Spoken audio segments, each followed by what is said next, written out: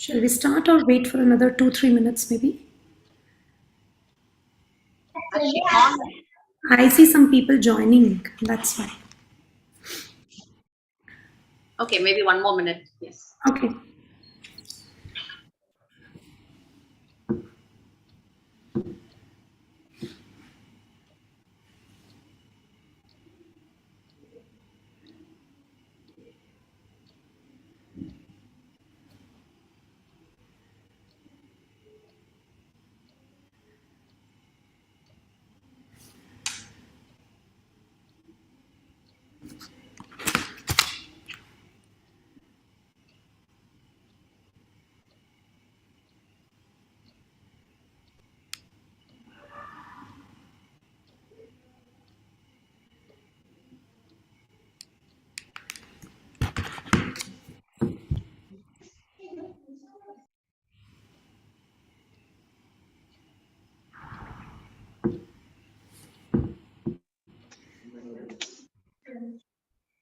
Zoom रो ମୁଁ ଭଲ କି ଜାଣିନି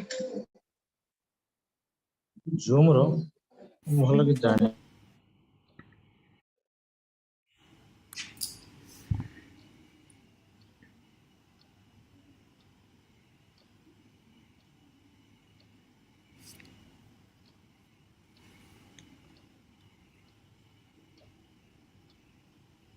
Zoom रो ମୁଁ ଭଲ କି ଜାଣିନି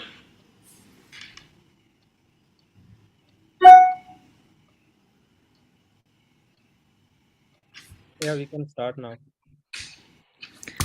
All right, so good morning, everyone. It's my pleasure to be moderating this event, which is meant for school children. And here we aim to familiarize them with iconic women scientists of India. Basically, we want to celebrate their journeys. And myself, Dr. Sugandha Maheshwari, I'm from Department of Mathematics at IIT Roorkee. And here I'm representing Indian National Young Academy of Sciences, to what we briefly call INYAS. And under the flagship event of INYAS, which we named WiSDom, which stands for Women in Scientific Domain, we bring you this event. This is second in the series. And I request my colleague from INYAS, Dr. Nishima Wangu, to detail you further about the event before we hear from our chair, INYAS. Over to you, Nishima. Thank you, Sugandha. Good morning, everyone. Respected Professor Rohini Godbole, INYAS chair and members, principals, teachers, and school students, I take this opportunity to introduce today's event to you.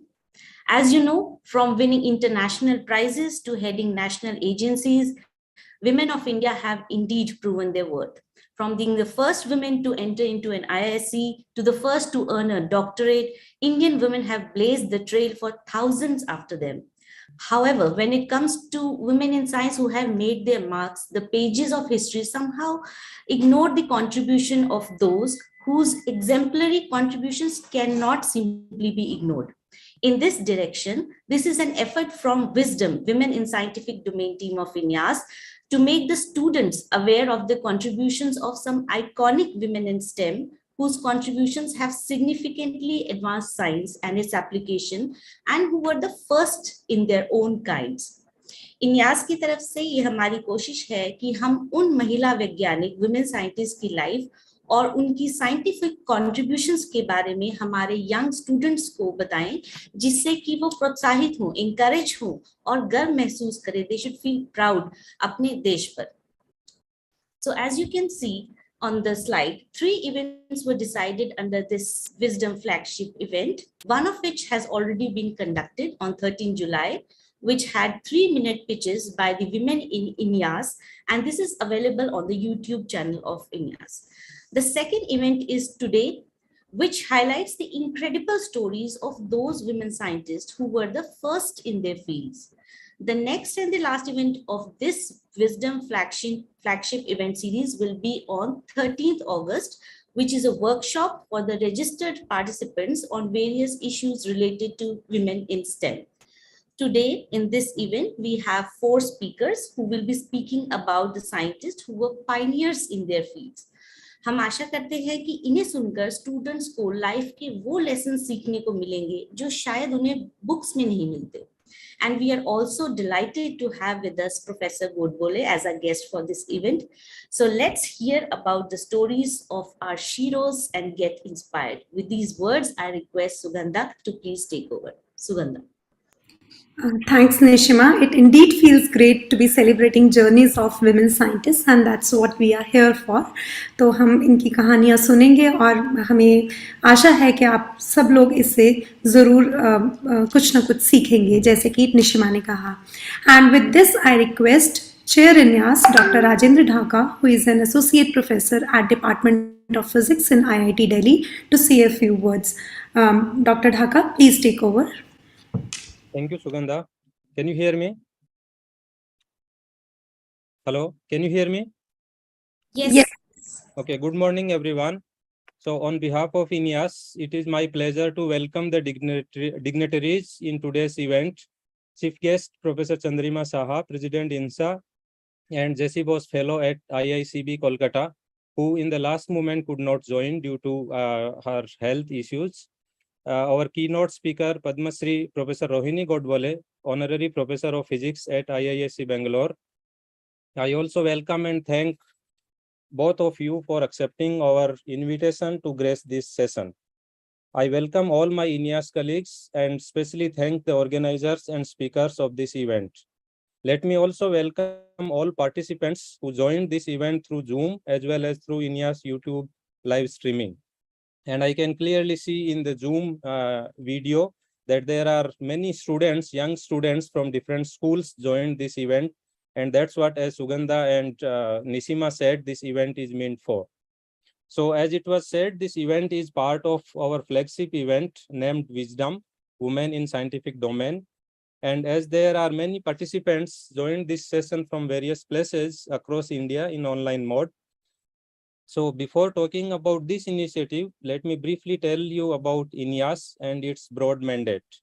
So as Sugandha said, INYAS stands for Indian National Young Academy of Sciences, which was founded by INSA during 2014-2015, and currently the only recognized academy for young scientists in India. Let me also take this opportunity and express my gratitude to Professor Chandrima Saha, President INSA, for her excellent support and encouragement towards all our activities. INYAS is now a family of 100 plus current members and 45 plus alumni members.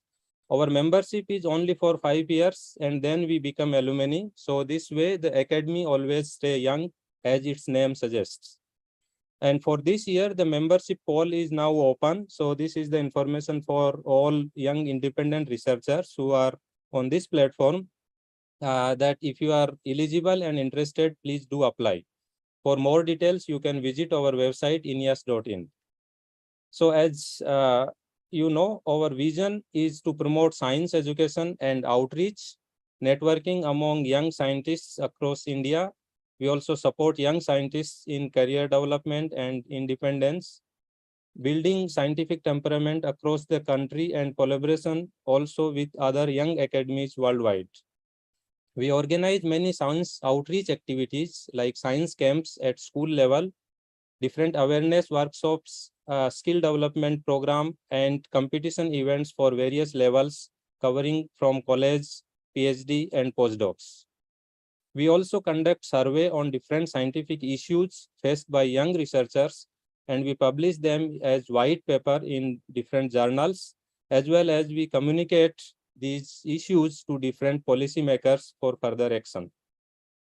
INYAS organizes conferences to have more networking among early career researchers from different research areas, for example, the NetForce, which is supported by PSA office. We also organize various events in local languages, for example, scientific awareness programs, rural area teachers training programs, events for farmers in agriculture science, and many more. So in these directions, INYAS has taken many new initiatives in recent time, and one of them focuses on women in scientific domain, under which this second event is being organized. As it was said, the main aim of this flagship event is to motivate young women researchers for higher studies and job opportunities in the field of science, technology, engineering, and mathematics. So as you know that it bothers all of us that even in 21st century, why only few women researchers at the level of faculty position in India? And INYAS is committed to work towards this and organizing various events to help and motivate young women researchers.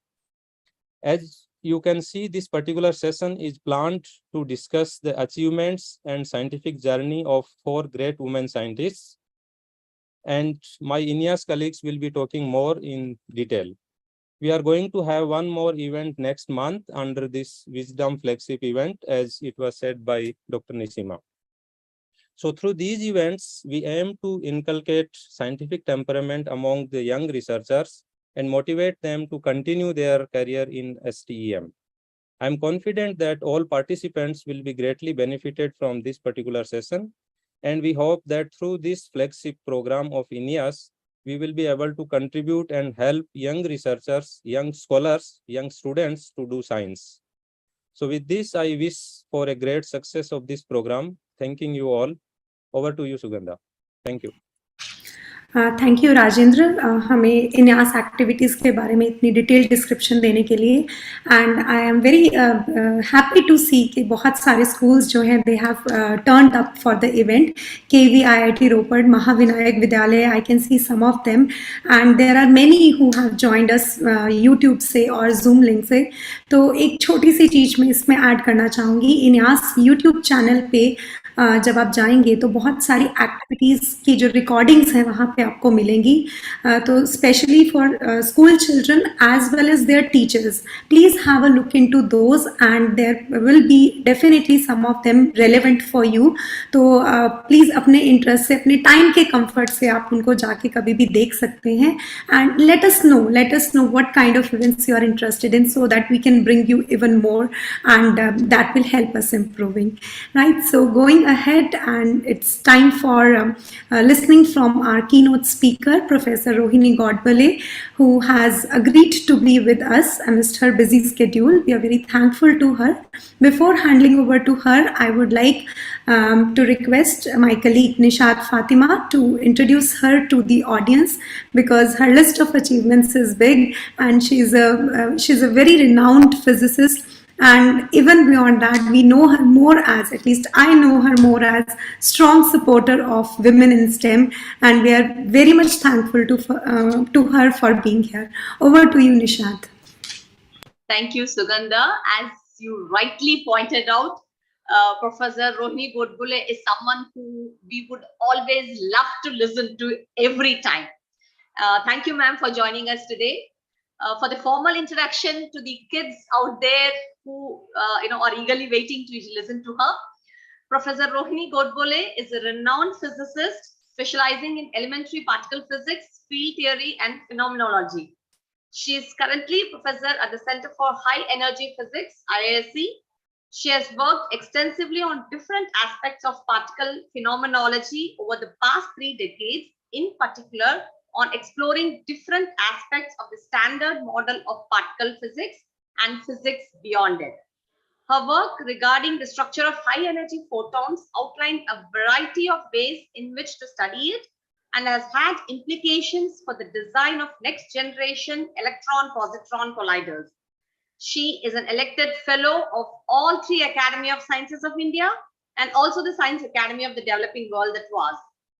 The very reason why she is here as keynote speaker today is because she is a much sought after communicator of science who likes to ignite the young minds of students, scholars, scientists on everything science and in particularly physics. She is also an avid supporter, as mentioned by Sugandha, of women pursuing careers in science, technology. And in fact, along with Professor Ram Ramasamy, she edited the book Leelavati's Daughters, a collection of biographical essays on women scientists from India. She has several awards to her credit. Just to name a few, the Padma Shri for her contribution to science and technology, the S.N. Bose Medal of Indian National Academy of Science, and the Ordre National du Mérite, which is a French Order of Merit awarded by the President of the French Republic. Thank you, ma'am, for joining us today, and we are waiting eagerly to hear from you. Over to you, ma'am. Thank you very much, the INYAS members, and both Nishida and Sugandha for your very kind words and introduction. It's always a pleasure to communicate with and participate in different INYAS events. As a matter of fact, I think I was a member of the INSA Council the year the idea of INYAS was mooted by Professor Kishan Lal. So this is something, and I think particularly all the INYAS members, I am actually very pleased the way you have been organizing various events, and not just the WiSDom or just on women in STEM, but in general on science. And I think I have participated literally in INYAS events on and given talks on science, on the Science Day, have given a talk on women in science. Yes, I can see Nishima Wangu sitting here and nodding her head, that she organized. I have been also there when you released the excellent compendium of women members of INYAS. And I'm very glad, actually. And given the fact that, I see here students from Bhutan and students from very many different places, I would first like to welcome all my young friends that and congratulate their schools, principals and organizers that they have arranged this, their participation in this event. Also, what actually makes me extra happy is that I see a lot of faces of young girls and young boys. And so that is actually something very, very nice, because I think one of the things that we have to understand, that even if this is women in science domain, and we are doing this to encourage and inspire young girls, women to take up careers in science, it's not enough. It's not for women and by women. It is for all of us to appreciate. And actually, because some of the boys whom I see on the screen right now may be the brothers of future women scientists. Some of them may be the future husbands of future women scientists. Then the older school authorities are clearly mothers, fathers, mother-in-laws, father-in-laws, sister-in-laws, or what have you. So I think it is very, very important for us to appreciate the rich heritage that we have of women scientists. And actually, I want to begin with a sort of a very interesting story. I think the school children, I hope these days, also the school children read science fiction, even in these days of what have you, all material available from the web. So I don't know how many, I cannot see faces right now, but I don't know how many of you know a famous science fiction writer, Isaac Asimov. In my generation, Isaac Asimov was like the person to go to read science fiction. And for some of you who might be younger, but might be watching Apple TV and whatnot, they actually have a series on the Foundation trilogy, which has been just advertised. So now this Isaac Asimov, he was actually a very good scientist himself. He was actually a professor at MIT.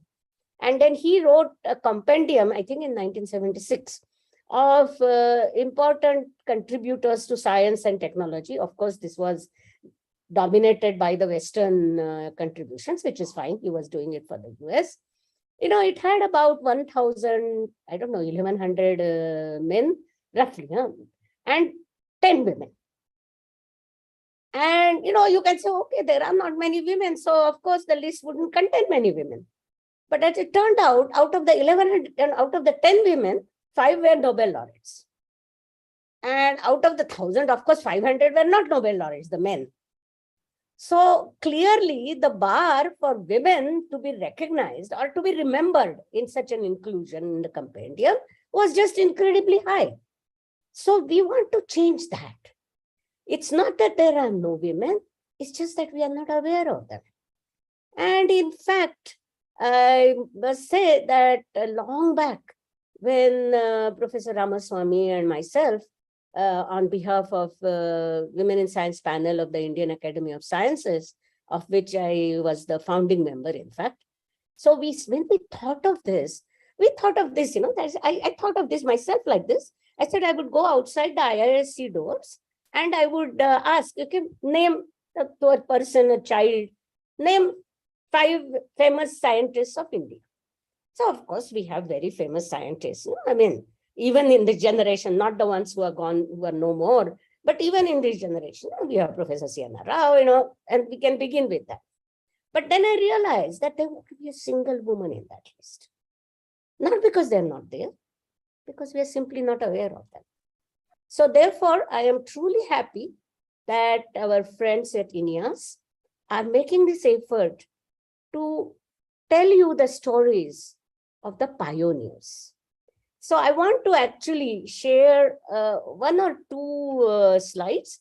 So I will try to share my screen. Give me a minute. Yeah, let me see now. Yeah, here.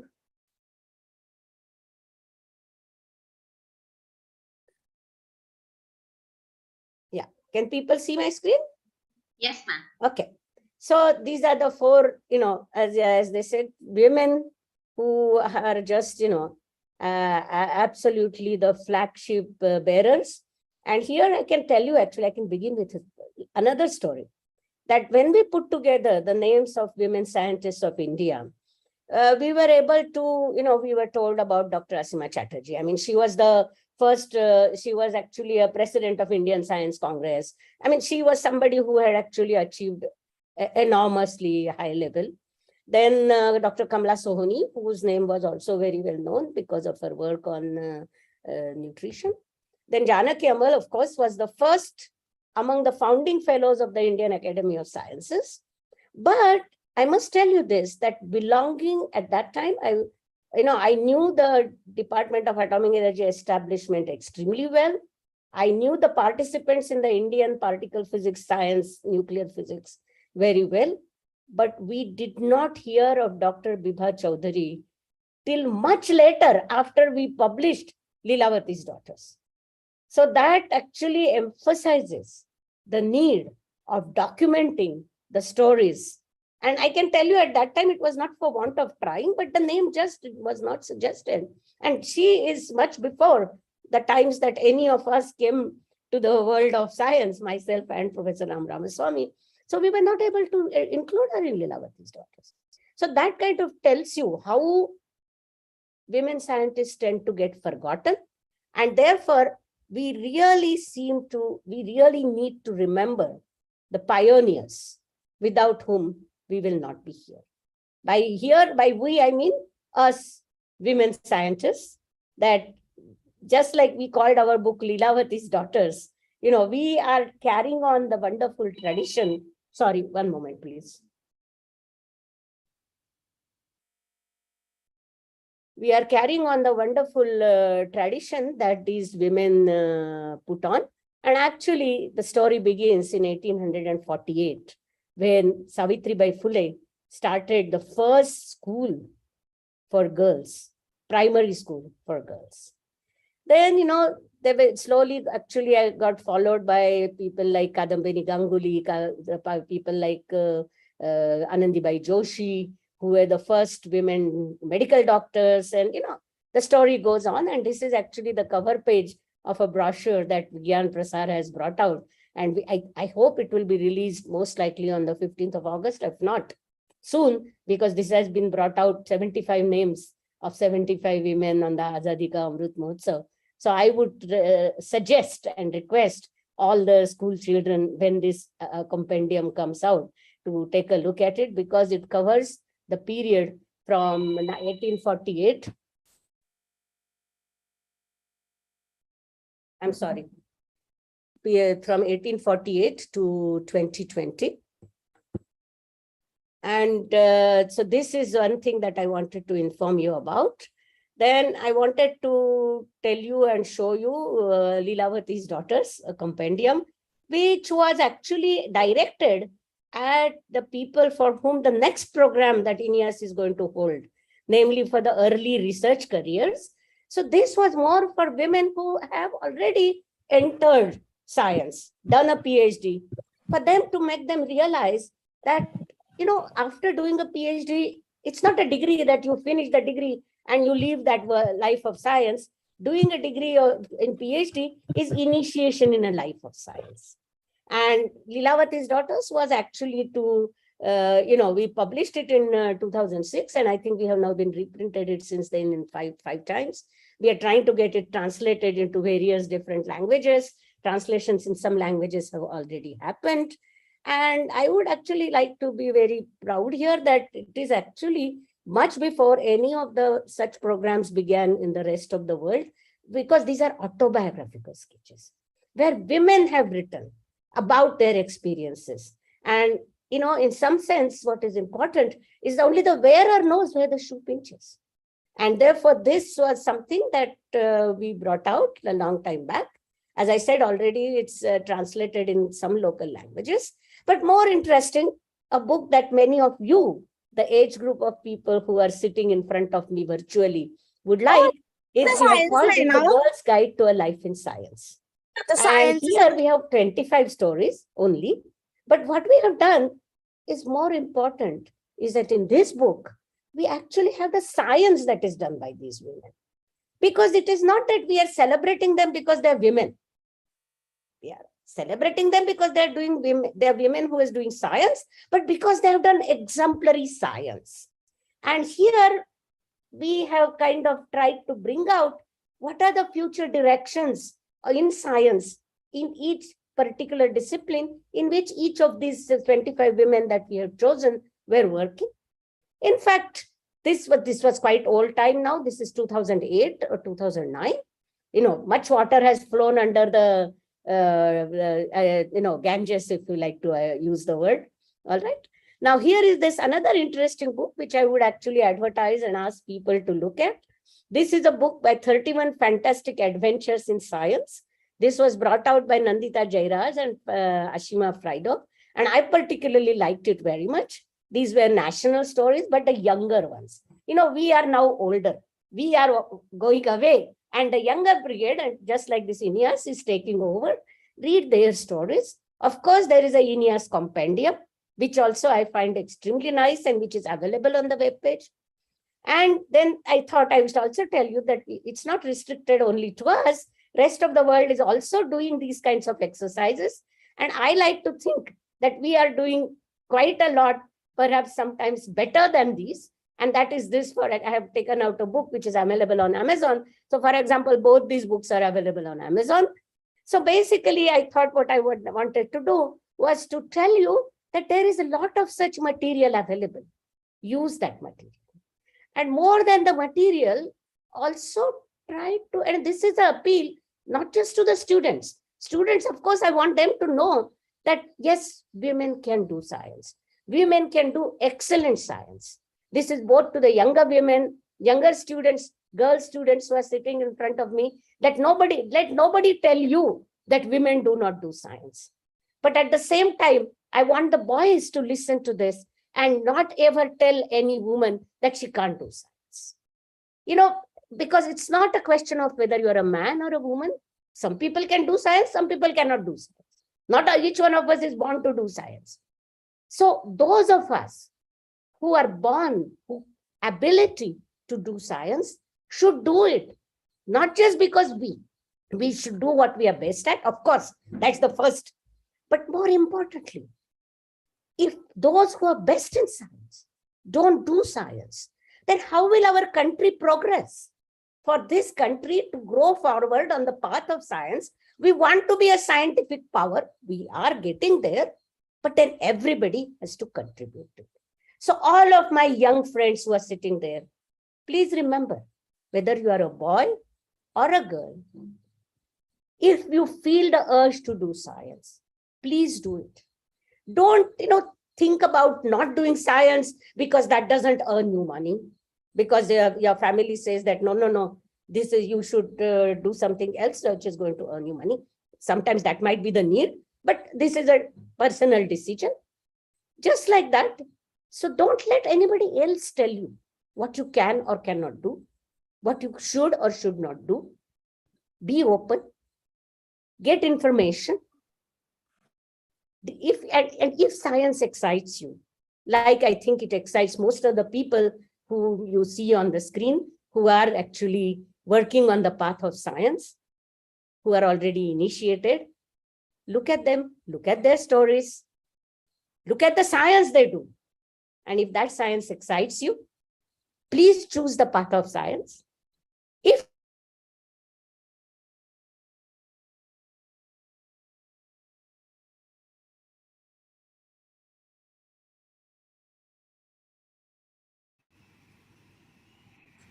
Can others hear Dr. Godbole? I think No, she's frozen. Oh, she's frozen. Yeah, we cannot hear. maybe some power cut at her end. Yeah. Uh, So it's anyway. Yeah, she kind of concluded actually. Yes. I think you can proceed. When she joins, we will bring her. Yeah, and she concluded with a very nice thought. To sum it up, maybe I can say science does not discriminate on basis of gender. So why should we? If you have an aptitude for science, just step into it, is the message she was trying to give. And the importance of involving male counterparts in all such events to sensitize them with the women issues and hardships. Maybe in old times or in the current situation, that's very important, and that's what she began with. She rightly pointed out to various compendiums of interest, the old ones and the new ones, and there are various books relevant for the audience here. I sincerely request all teachers present here to please arrange these books for your school libraries. Let children know about the women in science and scientists in general, their life, and the motivation that they have for the long hours they spend in some work. And a book by Professor Rohini Godbole, Leelavati's daughter. This is actually a personal recommendation from me, and I have my copy here, right here, though she also showed it to you on the screen. Please have a look into the stories compiled here. And for the V compendium compiled by INYAS, you can find it on our website.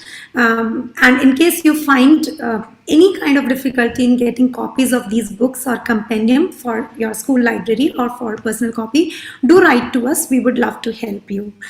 And along with Professor Godbole, I would also like to thank Professor Saha, though she could not be here due to her health issues, but she readily agreed to be part of this event. And not just this event, we are grateful to her for her support for all INYAS activities. She's always very supportive of any kind of activity that we undertake for the outreach and otherwise. With this, I'll move ahead because I see a lot of students here from Bhutan and schools across India. I see Mandi Phul Bhatinda, GSS Mandhana, Tendruk Central School, Henarai Gomtu HSS, Model Public School from Jammu and Kashmir, and many more. Maybe I'm not able to take names of everyone, but we are sincerely thankful to you and we welcome you all here. And without much delay, I'll now move on to the next session. जहाँ पे हम कहानियाँ Professor Rohini Godbole is back. Okay. No, I just wanted to say that suddenly my network went. I have no idea. But luckily I was able to, I think I had finished what I had to say. So I think nothing was lost. I hope you could hear me till the point I was disconnected. That is when I was really saying bye. So yes. So before you say bye, please accept our gratitude. We are very thankful to you for sharing your wonderful thoughts with the children here and encouraging them to be part of science. So we are really thankful to you and thanks for coming back to hear from us. Most welcome.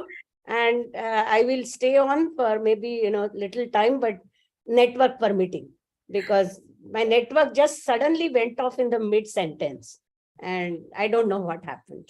No issues, ma'am. No issues. Thank you. Okay, please go ahead.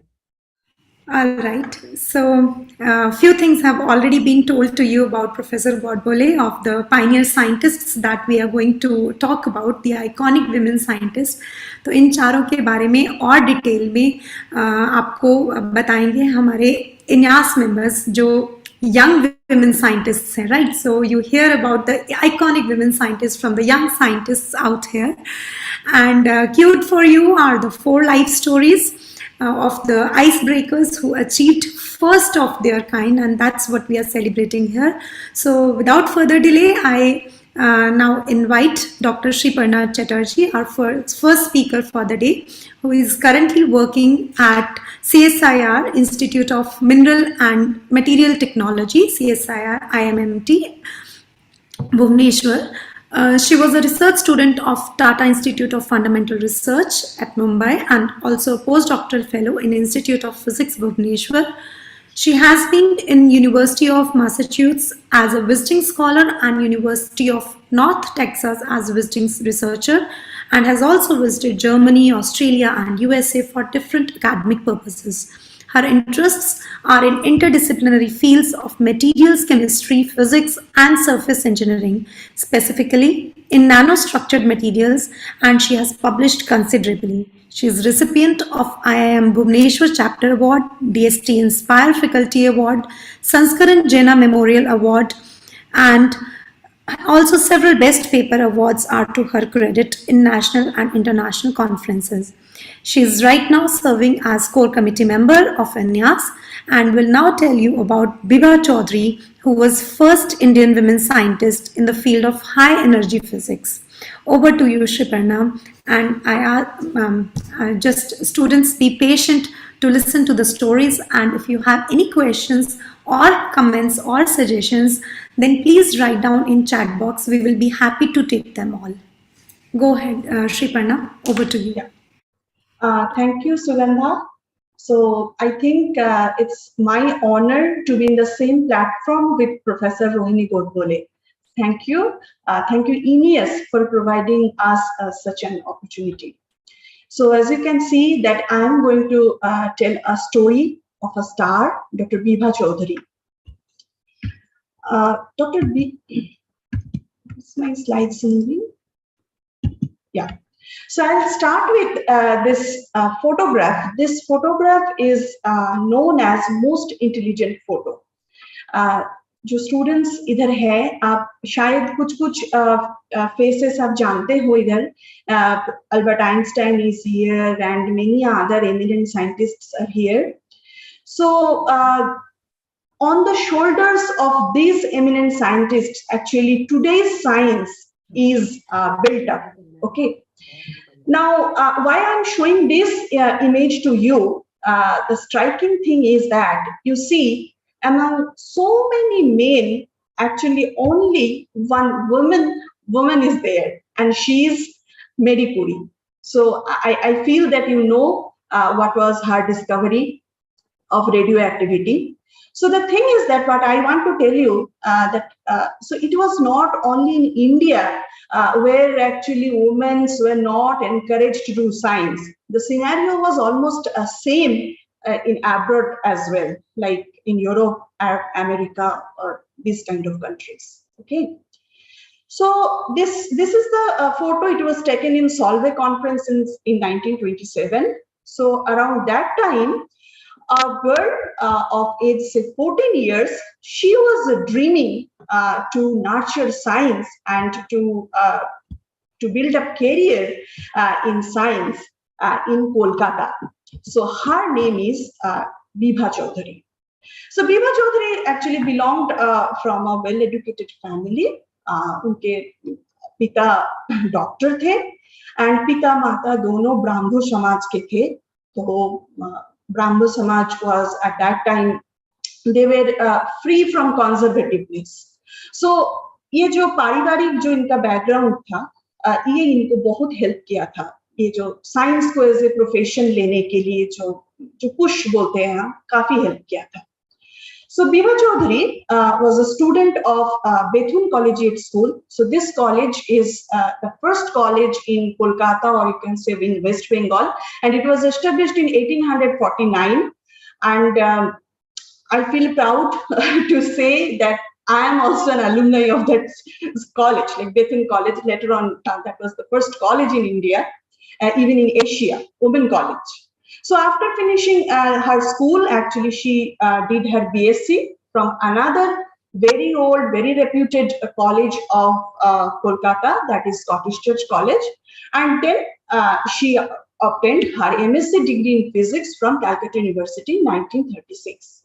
Now, these are the two important things that I want to highlight, that she was the only girl student in the class of 1934 to 1936 having 24 students.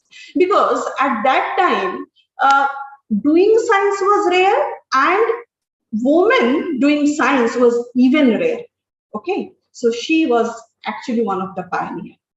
And here actually I also collected one information that she was the third woman to receive a postgraduate degree in physics from Calcutta University, although by that time Calcutta University completed almost 20 years. Okay, so till 20 years, so only Calcutta University could produce 3 women master degree student, postgraduate student. So soon after her MSc degree, she was very keen that I want to pursue research, and that's why she joined Professor D.M. Bose's lab in Bose Institute. Now, Professor D.M. Bose, actually, he is a very close relative of Acharya Jagadish Chandra Bose. Probably you all know about Jagadish Chandra Bose. And Professor D.M. Bose was also a very eminent scientist.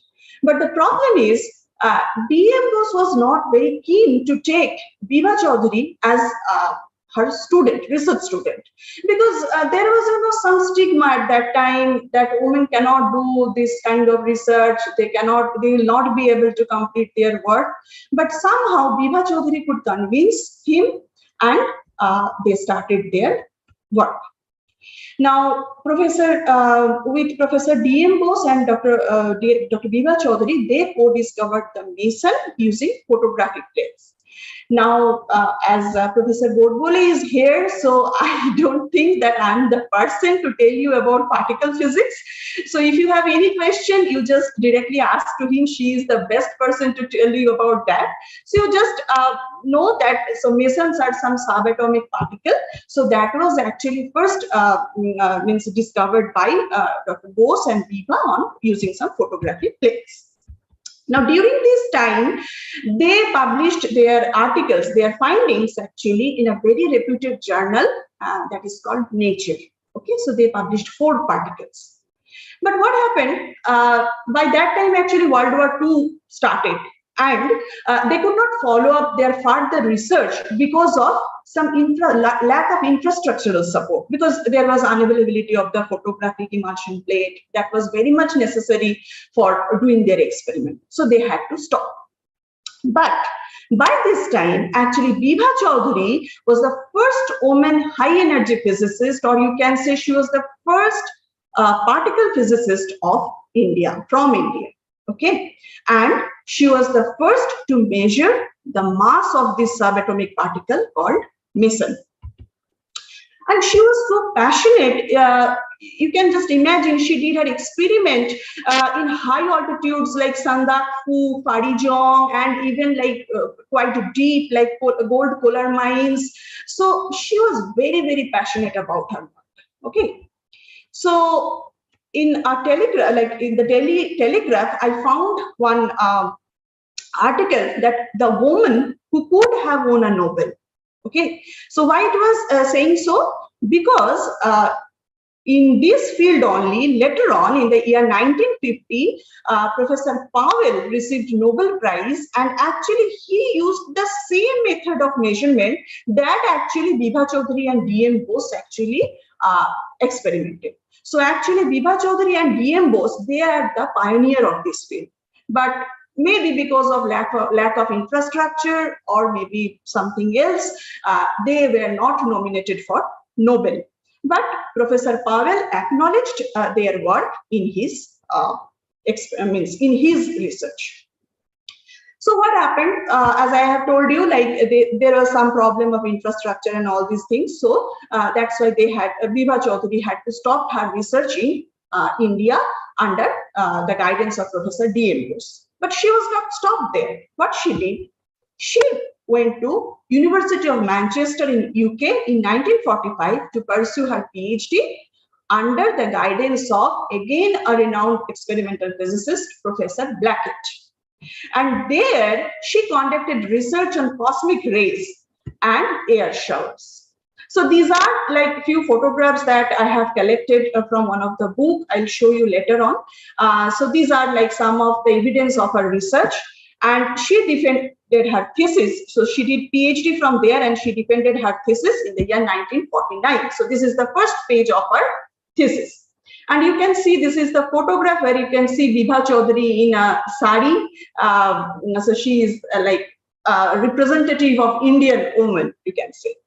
So meanwhile, what happened? Professor Blackett went on win Nobel Prize in Physics for his work on cosmic rays. But unfortunately, we don't have any knowledge or any evidence that what was Bibha Chaudhuri's contribution in this discovery, like the work actually in which her supervisor got the Nobel Prize. So we are lacking that information. But one information what we got, the one daily named the Manchester Herald, they mentioned Bibha Chaudhuri as Meet India's new woman scientist. She has an eye for cosmic rays.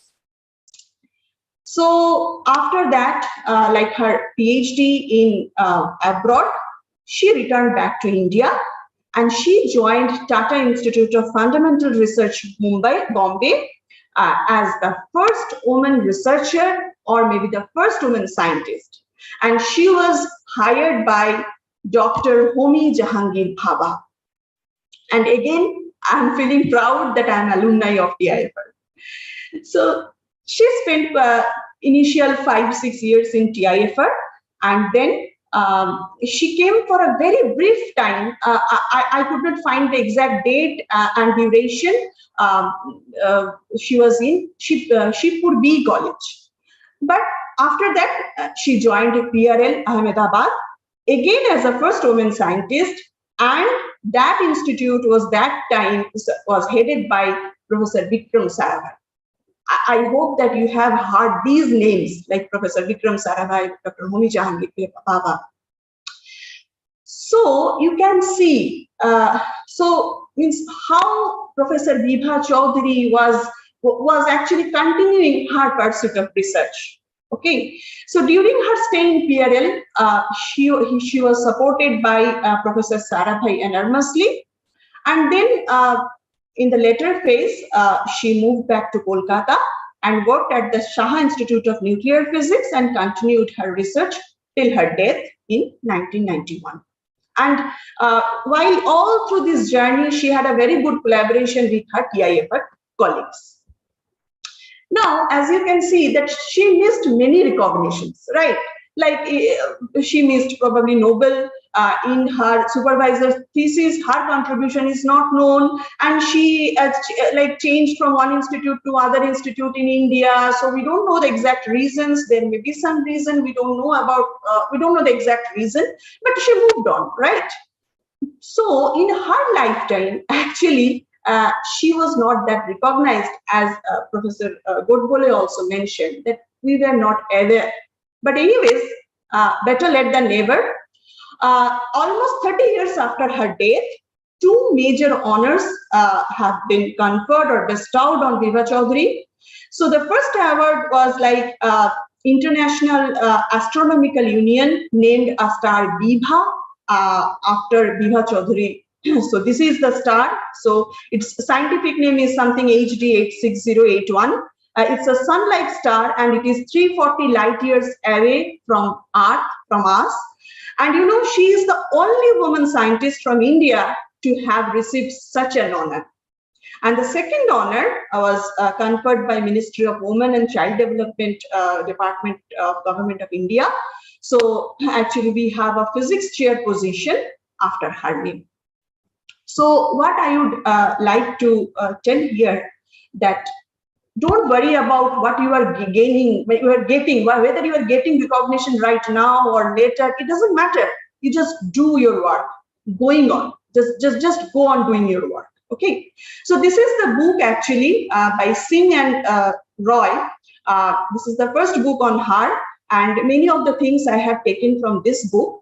So there is a nice quote actually what I found in this book, that she was in one of her, I think, interview in that newspaper, which was published in some daily of UK. So they asked that why do we find so few women physicists? So Dr. Bibha Chaudhuri replied that women are terrified of physics, and that is the trouble. So now I would say now it is the high time to overcome the trouble and not to be terrified. So let's abbreviate fear as face everything and rise, and then only you can start, like you are hearing I can't do it, and then you will be able to say that yes, I will do it. Thank you for listening to me. Thank you, Shriparna. It was indeed a nice talk, and the inhibitions of mind are the greatest roadblocks. That's what you ended with, and that's very true, applicable for anything that you want to do in life. When you are determined, your paths are carved for you. So as you know, we hear it all the time, where there is a will, there's a way. And Bibha Chaudhuri's life describes it the best. Research in general is not easy, and when it becomes even more difficult when you are amongst the rare people doing it. For example, if you are amongst very few women researchers out there, and PhD in 1949 was actually a big thing. There are various recognition about Bibha Chaudhuri that you have mentioned about, but the compliment, she has an eye for cosmic rays. I think that completely defines her. That is something, which makes your personality live forever, I would say. So I'm very thankful to you for this talk, and I hope children here enjoyed it. If you have any questions or suggestions or comments, please write them in chat box. We will be happy to take them. And one thing more I would like to highlight, some students here feel more comfortable in Hindi or some regional language. The thing is, we have a varied audience and we cannot have all of it in Hindi. So I request the teachers present here to translate for them. Maybe not now, maybe later when you have this YouTube recording with you. So in case some parts are not accessible to you, I request teachers to help the students and to familiarize them with the facts which are shared here. Okay, so we'll be happy to have question, answers and comments from you here. Then next speaker is Dr. Jeevan Jyoti Panda. She is a scientist at the Institute of Nanoscience and Technology, INST Mohali. She obtained her PhD from International Center for Genetic Engineering and Biotechnology, New Delhi, and carried out her postdoctoral research work at University of Colorado, USA. She has more than 16 years of expertise in working in field of drug delivery, especially using peptide-based nanostructures. Her group works on development of biocompatible nanostructures for tackling different neural disorders like brain tumor, Alzheimer's, brain stroke, etc. She has numerous publications and several awards to her credit, which include Har Gobind Khurana Young Innovative Biotechnologist Award by DBT, DBT Biocare Award, Inspire Faculty Fellowship, Organization of Pharmaceutical Producers of India Young Scientist Award, Budding Nanotechnologist Award by DBT, and she also obtained UNESCO L'Oreal International Fellowship for Young Women in Life Sciences. As a member of INYAS, she has been actively contributing and plays a very important role in bringing you this event. She will now tell us about Dr. Kamala Sohonie, who was first woman to obtain a PhD in science from a foreign university. Over to you, Jeevan. Sugandha. Yes, Rohini madam wants to share something. Yeah, so, please, ma'am. Sorry, I missed that part. Please. Sorry about this, but before you begin, so the next speaker, my apologies. I just wanted to add to what Shriparna said, in two things. One is that she was an excellent teacher of experimental physics. And in fact, Dr. Kasturi Rangan was among the first batch of students that she taught lab in SINP. So that tells you that her contribution to experimental science in India continued, though not in terms of discoveries, but in terms of training people. This is one comment I wanted to make. And the second comment I wanted to make is that we can forget about the hyperboles of the Nobel Prizes, okay? Because, and I think we all understand that, but since young students may not, I just want to say it a little bit, that indeed the fact that it's not that they almost missed the Nobel Prize, they really technically didn't have the correct grain, so the method could not be used. And it is great that they pioneered the method, but the actual thing, Mr. Powell got the Nobel Prize correctly because he had the technology development. So this is something I want to tell young students, that technology is as important as an idea for research in science. So I want to bring that point over. And last but not the least, I think people who worked in Professor Beckett's lab, the other people, are very famous people whom we all know. There are people like, what's his name now? Menon, Professor M.G.K. Menon. And on the other hand, Bibha Chaudhuri's name got lost. And I think it is this point that we should remember, that this should not happen again. So these are the only three comments I wanted to make. And my apologies for breaking in like this. No, ma'am. Not at all, ma'am. Not at all. Need to do that time and again, ma'am. It's good to know such amazing facts, and very nice of you to add to the information, not only for students but also for us. Actually, I should have begun by congratulating Shriparna. She gave a wonderful talk, and Jiban, I'm sure, will do an equally excellent job. So all the best to you people, and thanks again for giving me the chance. Thanks, ma'am, and feel free to interrupt anytime again. We'll be happy to hear from you. Over to you now, Jiban. Hello. Good morning, everyone.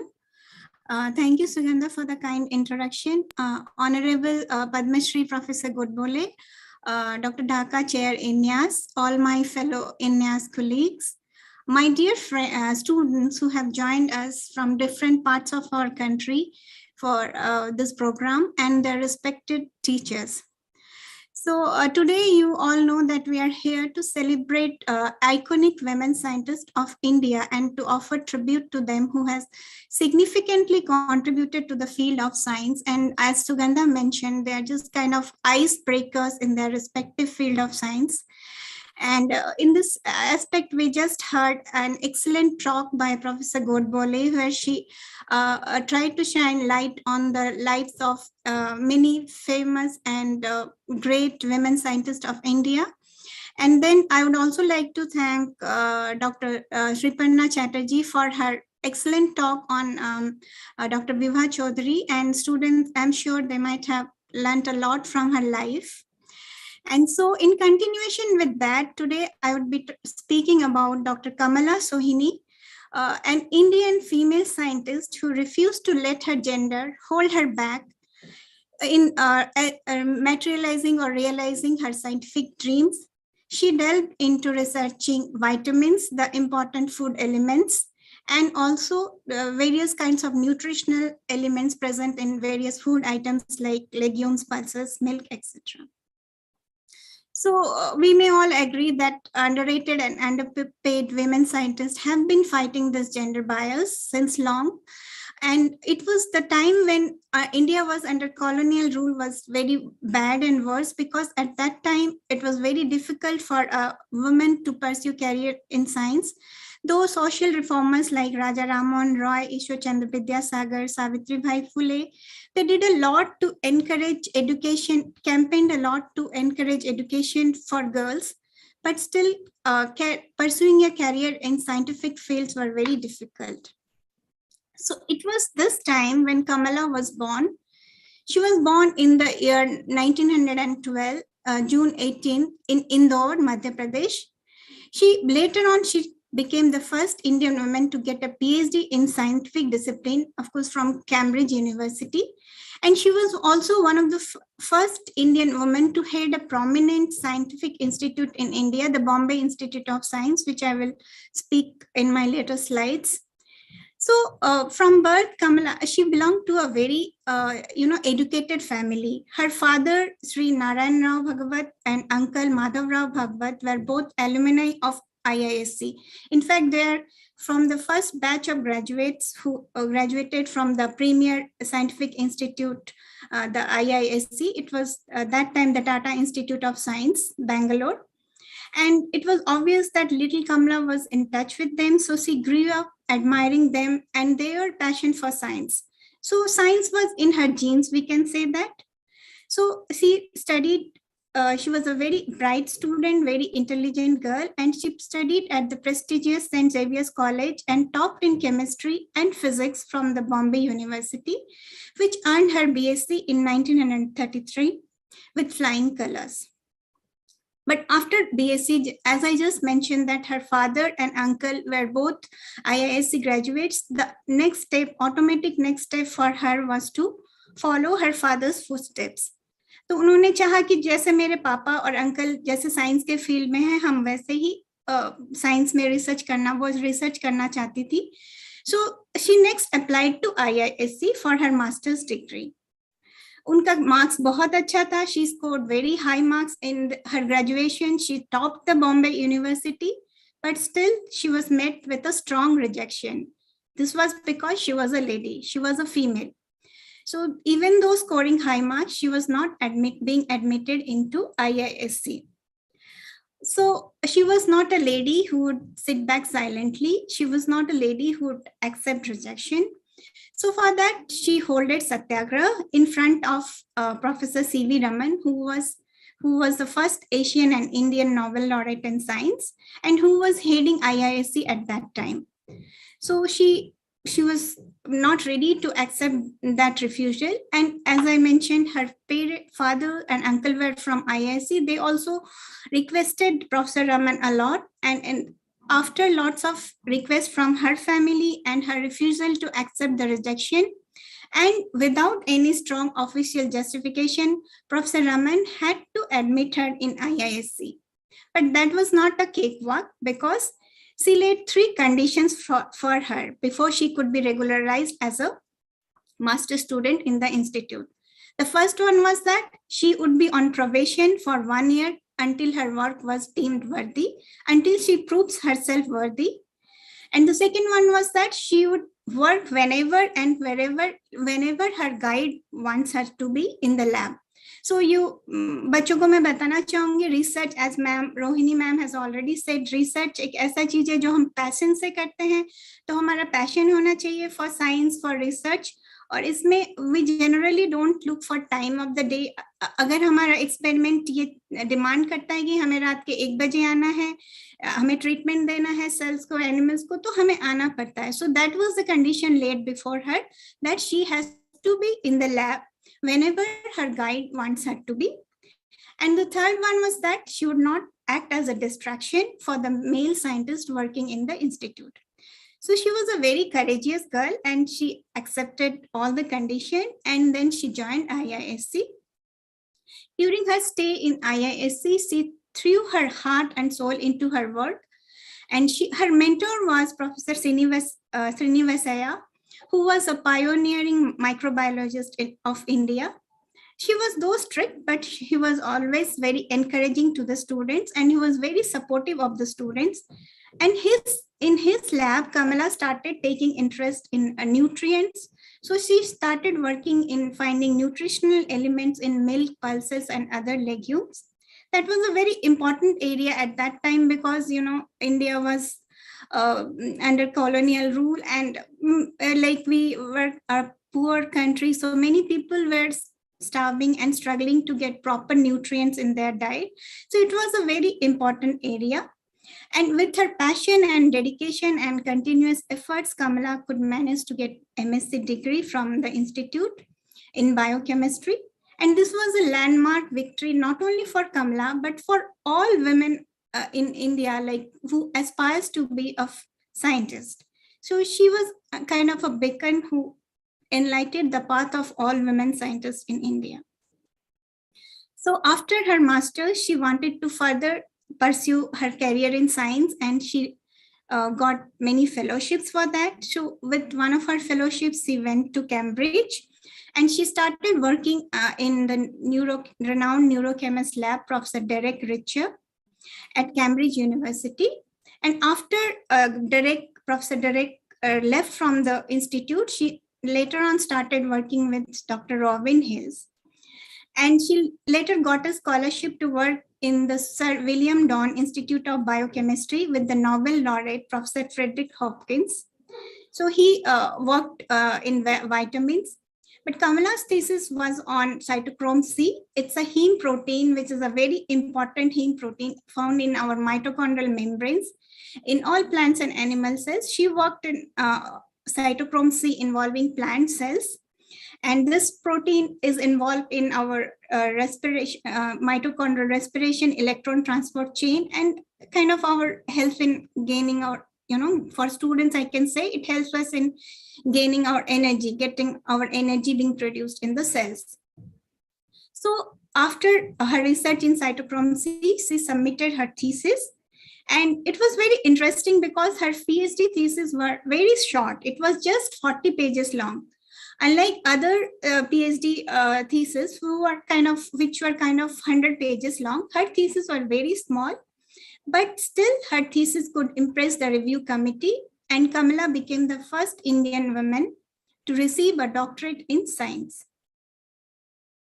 So these are her mentors, Professor Hopkins, Professor Richer, and Professor Hill, with whom she worked in Cambridge University. And after PhD, she got numerous offers from US pharma companies to pursue her work and to join them, but she wanted to come back to India. She was an ardent follower of Mahatma Gandhi. So she wanted to come back to India to serve her own country. So after returning to India, she joined Lady Hardinge Medical College, New Delhi in 1939 as a professor and became the head of the newly opened Department of Biochemistry there.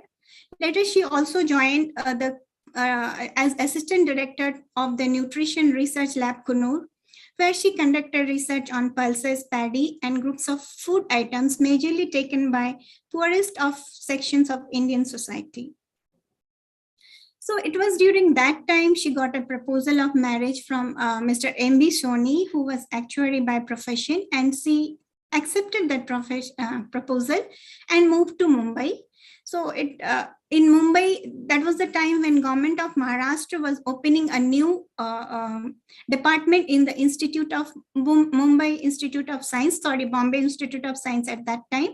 And they selected Kamala as the post of professor in biochemistry. And she joined there, that institute. But she joined as a professor, but despite having all the credentials and merits, it took almost 4 years for her to be the director. After 4 years of her joining there, she appointed as a director of the institute. That was a very important step in her career and for all women in science. And her professor, PhD mentor, Professor Derek Richer, proudly mentioned, when she was appointed as the director, Professor Richer proudly mentioned that she has made a history because she became the director of a scientific institute. So he was very happy for that. So these in the institute, she worked in many aspects, as I mentioned earlier, like finding nutritional elements in various food items. She worked on crystalline trypsin inhibitors, and all this work got published in highly reputed scientific journal, Nature and others. So when she was also working in Mumbai Institute of Science, she there, on the suggestion of then President Dr. Rajendra Prasad, she started working on a drink called Neera, a popular drink made up of sweet palm, nectar, legumes, and rice flour. So this drink was very important because it was a wholesome kind of diet which has lots of vitamin. She and her group found that the drink contained a good amount of vitamin A, C, and iron, which is required by many of us, like especially pregnant women and malnourished children. So that drink, that she also found that when the drink was administered or it was included in the diets of pregnant ladies and malnourished adolescent children from tribal communities, it led to a significant improvement in their health. So for her exemplary work and for her work on Neera, she was being awarded with the Rashtrapati Award by Dr. Rajendra Prasad. So she retired in 1969, but after retirement, she still continued to work in science, and she later on started to work for the society. So she was one of the founder member of India's Consumer Guidance Society, and she continued to work in the society till her death. She actually developed a kit which housewives could use for checking the purity of their food items. So this shows how much she was involved in societal activities. And sadly, she passed away on June 28, 1998. And this happened just after a few days. She was honored by Indian Council of Medical Research for her work. So she was a very a talented woman who lived life to the fullest based on her passions and desires. She emerged victorious against all challenges she faced, whether in her research or she could very well conquer the gender disparities. She was a loving wife and mother and researcher. So she also gave a lot to the society. She wrote many books in English and in Marathi and in other languages. And Ahar Gatha was one of the famous books written by her. And she was, beside her career as an academician, she also headed Aire Milk Project Factory, Bombay, and developed protocol which can prevent curdling of milk. So her life overall symbolizes the grit for women to overcome struggles and prove their worth. And with her death in the year 1998, we actually lost an inspiring scientist. But what we can make sure is that her life and her attitude for science would continuously inspire us, inspire everyone working in the field of science to pursue their dreams in science and to materialize their dreams. And actually, I would like to conclude that she was a real beacon for all Indian women in science. So we really respect her a lot, and we should be hearing about her contribution in times to come because she had proved herself in her domain in the field of science. So with this, I would like to thank you and thank you all for your attention. Thanks, Jeevan. It was indeed an inspiring journey. Not only a researcher, but she was also into administration. Being director of some institute is not something very usual that even nowadays it's not a usual. And she was a wholesome academician in the sense she was playing multiple roles, and not only in professional, but also in personal life. She was a mother and she was playing all the roles as expected in your personal life also. So it's an exemplary story for all people out here. And thanks for sharing that to us. It was really nice to hear from you.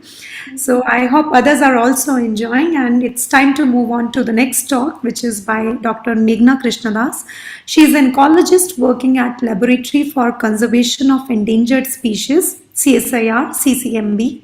She studies natural ecosystems to understand how different species coexist together to form diverse communities. Meghna is a qualified medical doctor who shifted to ecology when she realized that biodiversity was being lost at alarming rates. She went from being an activist to scientist because she felt that knowledge was essential to action and was also driven by intellectual curiosity about the complexity of life around us. Meghna's work has received Borman Prize from Yale University and annual Macintosh Award from Ecological Society of America for Best Paper by an Early Career Ecologist. She is an active member of INYAS and has coordinated this event for you. along with Jeevan and other coordinators. She will tell us about Dr. Janaki Ammal, who was first Indian woman to obtain PhD in botany from the USA. Over to you, Meghna. Thank you, Sugandha. Can everyone hear me? Just wanted to check before I start. Okay, great. Thank you, Sugandha, for that introduction. And a very big thanks to INYAS for allowing us this opportunity to showcase these pioneering women scientists, and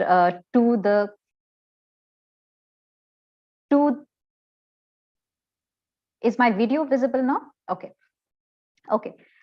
And a very big thanks and a note of gratitude to Dr. Godbole and to Rajin for coming to this event and for gracing this event and sharing with us their thoughts and very many interesting pieces of information that we wouldn't have known otherwise. It's great to be here, and it is an honor for me to have this opportunity to present a story, the life story of Dr. Janaki Ammal, who was a botanist and a cytologist in an era where there were few such people, and particularly so for women.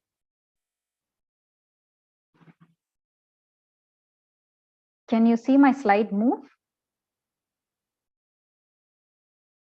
No. Okay, I don't know. Just give me 1 second, please.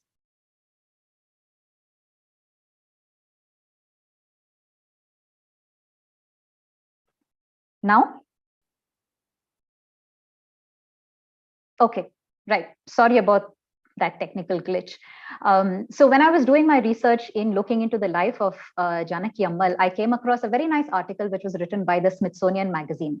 And I liked it because the article was titled very interestingly, as you can read here, and they called her someone who sweetened a nation and saved a valley.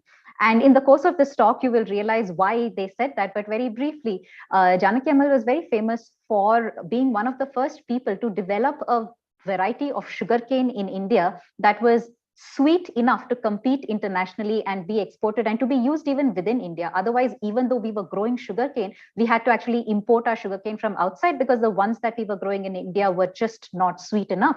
And Janaki Ammal was the person who saw that we could become independent. And it seems like a small thing, but considering the kind of benefits that we can get from such an agricultural development, her contribution was quite substantial. But moving on to her story, Janaki Ammal was born in 1897 to a very large family, which in total had 19 children, of which she was the 10th child. And this was in Talasheri, now called Talasheri in Kerala. And as we saw, in many of the stories that have been said so far, one of the key elements in Janaki Ammal's life that kind of encouraged her to do science was the fact that she was in a family where education, knowledge, and the pursuit of science were actually considered worthy accomplishments. And this was not about just having doing the usual things, but her father, who was a judge in a subordinate court at that time, kept a garden in their house where he grew and bred different kinds of plants and did a lot of horticultural work and was a keen observer of nature around their surroundings. He wrote a book on birds, even though his job was something completely different. He wrote this really massive book on birds of the North Malabar regions, which, being an ecologist and a field biologist, I can tell you is a mammoth task for anyone. And a lot of her people who have chronicled Janaki Ammal's life have mentioned that it is this home environment, which was very supportive and conducive to her intellectual development, led to an affinity for the natural sciences in her. And as with the other people we have seen now, the road to science was not necessarily easy for her, right? Because it was at a time when not too many women were actually going into following higher education, let alone chalk out a path or a career in science. Janaki Ammal got her bachelor's degree from Queen Mary's College in Madras, now Chennai, and followed it up with an honors degree in botany from the Presidency College. Now, today, when we think of a bachelor's degree and an honors degree, it seems so commonplace, right? But at that time, think of it, I'm talking about the 1920s. It was an extremely rare feat.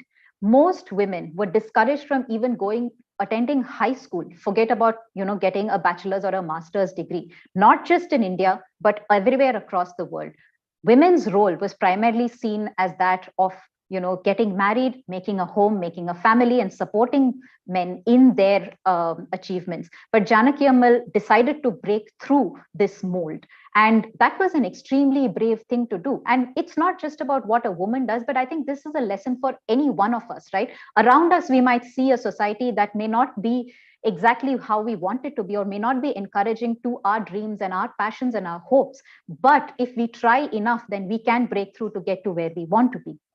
And in the 1920s, to give you some context, literacy among women in India was less than 1%. And less than 1,000 women in total were enrolled above 10th grade. And this is from a great book by a science historian, Vinita Damodaran. After her honors degree, Janaki Ammal taught for 3 years at the Women's Christian College back in Madras. And during that time, she got a scholarship to study for a PhD degree in botany at the University of Michigan in the US. And this was in 1931. Again, to give you some context, it is, she was the first woman who ever obtained a PhD in botany from the US university, right? Which in itself is a rare feat and speaks volumes of how much she was driven to get to where she wanted to be. She worked with Dr. Harley Harris Bartlett. He was professor at the Department of Botany. And during her work, she evolved this new type of brinjal called which is now known as the Janaki brinjal. This was, part of her work, but her PhD thesis was titled Chromosome Studies in Nicandra phycaloides, which is a weed that is found in many places. And it's like a model plant that many people use to study chromosomes and the role of chromosomes in different aspects of plant biology. And this is where, from a botanist, Janaki Ammal also transitioned into cytologist, or a person who studies things within the cells. And she chose to do this within the cells of plants. And during her stay at US, she had to come back to India and travel back and forth many times. And there's an interesting story that I found in one of the write-ups about Janaki Ammal, which was that she was a non-white person. So anyone who comes into the US at that time had to go through this very stringent immigration system, where sometimes they were detained for many days on Ellis Island in New York when the boat landed there. But Janaki Ammal used to be dressed, she had long, lovely hair. She used to be dressed in silk saris. And the story goes that the immigration authorities thought that she was a princess, and then they let her through. So when someone asked her later, did you correct them when they said this? Then she said, I did not deny it, which I thought was a very humorous story. It shows a side to her personality that she has, not only that she has a sense of humor, but also that she has an eye for opportunity. She didn't want to be stuck in Ellis Island for, days or weeks. And she saw an opportunity to just bypass this when somebody seems to be thinking that she is a princess. And I thought this was a funny story and thought it would be nice to share this with a wider audience. Anyway, moving on to what Janaki Ammal did in her scientific career next. From 1932 to 34, she served as professor of botany at the Maharaja's College of Science in Trivandrum. This is after she came back to India and submitting her thesis in 1931. And then she also worked in the Imperial Sugarcane Institute in Coimbatore. All of these are British institutions at that time. Now it is known as the Sugarcane Breeding Institute, which is where she made that contribution, like I mentioned, about developing the first indigenous variety of sweet sugarcane that Indians could use and also import if necessary. Then from 1940 to 45, Janaki Ammal again went back to outside the country. She went to England and worked as assistant cytologist at the John Innes Horticultural Institution in London. And she was among the first women to have worked in this institution. And then in 1945, she was given a job as the first salaried woman staff member as a cytologist at the Royal Horticultural Society at we have a tendency to over-quantify things. We don't want that. In England. We want you to apprise us. Ki, Meg, this is what I'm saying in many papers. Ki, bhaiya, logon ne 15 cell quantify मैंने. Please let me know 15 Would it be possible, Sugandha, to mute?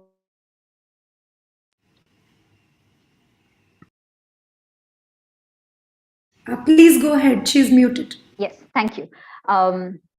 And again, a remarkable achievement, not just as someone not just as a woman, not just as a woman from India, but for anyone there to be offered this kind of prestigious position in recognition of the work of the science that Janaki Ammal was doing, which was pioneering for her times. And like I mentioned just briefly, main contributions were to generate this new sugarcane variety, which was indigenous to the country and which was very important for self-sufficiency in sugarcane agriculture in India.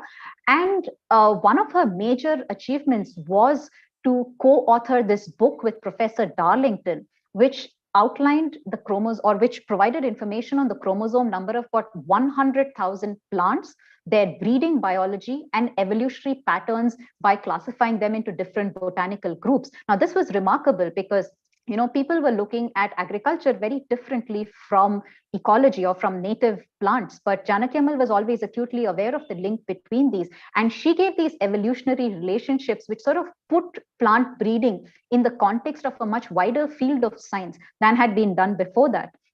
And this book is still referred to by many people. Janaki Ammal was also responsible during her time in India to create many intergeneric hybrids, which also contributed to agricultural self-sufficiency and agricultural development in the country. Now, once she had gone out, Prime Minister Jawaharlal Nehru was really keen to get Janaki Ammal back into India. He thought it was instrumental to get her back so that she could improve the botanical base of Indian agriculture. And the reason for this was, at that time, India was struggling with agricultural self-sufficiency. There were famines everywhere. And he wanted someone like her to come and lead the effort to get India out of this kind of situation. So he invited her back, gave her a position as supervisor in charge of the Central Botanical Laboratory in Lucknow at that time. And during this time, during the course of her activities at CBL, she also reorganized the entire Botanical Survey of India, which was a very British, very hierarchical, and very imperial institution, right? And she was one of the first people, forget about women, but one of the first people who fought very strongly to ensure that there is representation of Indian knowledge, Indian science, and Indian people in these institutions that are there, because she truly believed, and she campaigned for this very strongly, that a truly systematic study of India's flora, which means the plants in India, cannot be done if the specimens or the study was only being done by people from botanists from foreign countries. And she wanted Indians, she strove very hard to develop self-sufficiency among Indian scientists towards this effort. And, like we have seen in many stories, and including many people we have here with us so far, the best scientists are not simply those who sit in a vacuum and do their science. They are also perhaps the people who engage with their science with a much wider world around them. And Janaki Ammal was a pioneer even in that regard. She was a plant biologist. Her work was primarily in the lab, but she recognized and valued that biodiversity in nature, the plants that were there as wild plants in natural ecosystems, were extremely important for the future of humankind, but also just in and of themselves, because they hold such a vast amount of evolutionary history, the beauty, natural beauty and information that is there in nature. And she became increasingly concerned during the 1940s at the extent of deforestation that was taking place for agriculture. And she traveled far and wide and even wrote to her ex-colleague and supervisor, Professor Darlington, about it, saying that she went far, traveled really far in search of a tree called Magnolia graffiti. And then she was so saddened when she found that it had been burnt down to make way for an agricultural land. And that's where she became very concerned about finding that balance between human needs, such as with agriculture, but also keeping nature that is equally important to sustain human beings, right? And as part of that, Janaki Ammal initiated and maintained this huge campaign to document Indian plants and native Indian biodiversity, and also document indigenous knowledge about plants and how that is important in our day-to-day lives. In 1955, she was the only woman who was invited to attend an international symposium in Chicago ironically titled Man's Role in Changing the Face of the Earth. Remember, she was the only woman in this conference. And in 1970s, Janaki Ammal led this, or she was part of this campaign to save Silent Valley. It was not called Silent Valley at that time. This was a forest which was surrounding the river Kunti. In Malayalam, it's called Kuntipura. And this entire forest was going to get completely submerged and lost because they were going to build a dam in river Kunti. And there was a huge people's movement against it. And Janaki Ammal used her profile, her nature or her position to campaign against this dam being built. And again, she was a prolific letter writer, which I found really fascinating when I was reading about her work. And she has written this in letters to Darlington saying, I'm about to start a daring feat. I have made up my mind to take a chromosome survey of the forest trees of Silent Valley, which is about to be made into a lake by letting in the waters of the river Kunti. And you can see from the writing also that her prose was very nice, and it expresses the kind of vision that she has.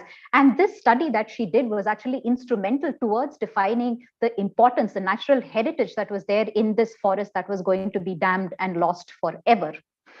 And this, in short, was the legacy that Janaki Ammal created and left behind.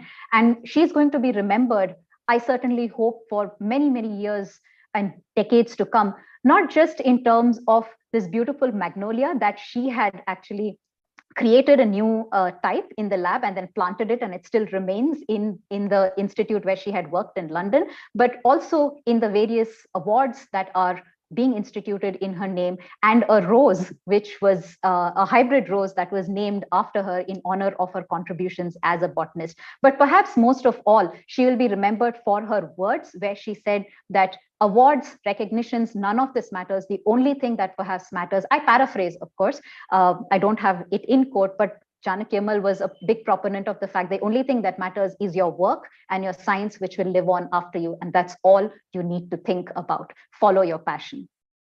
And thank you so much for your attention. Thanks, Meghna, for ending on such a nice note. Work speaks for yourself. And it was an interesting journey to know about throwing light on racism. We always talk about only gender, but racism is also part of the story of Janaki Ammal.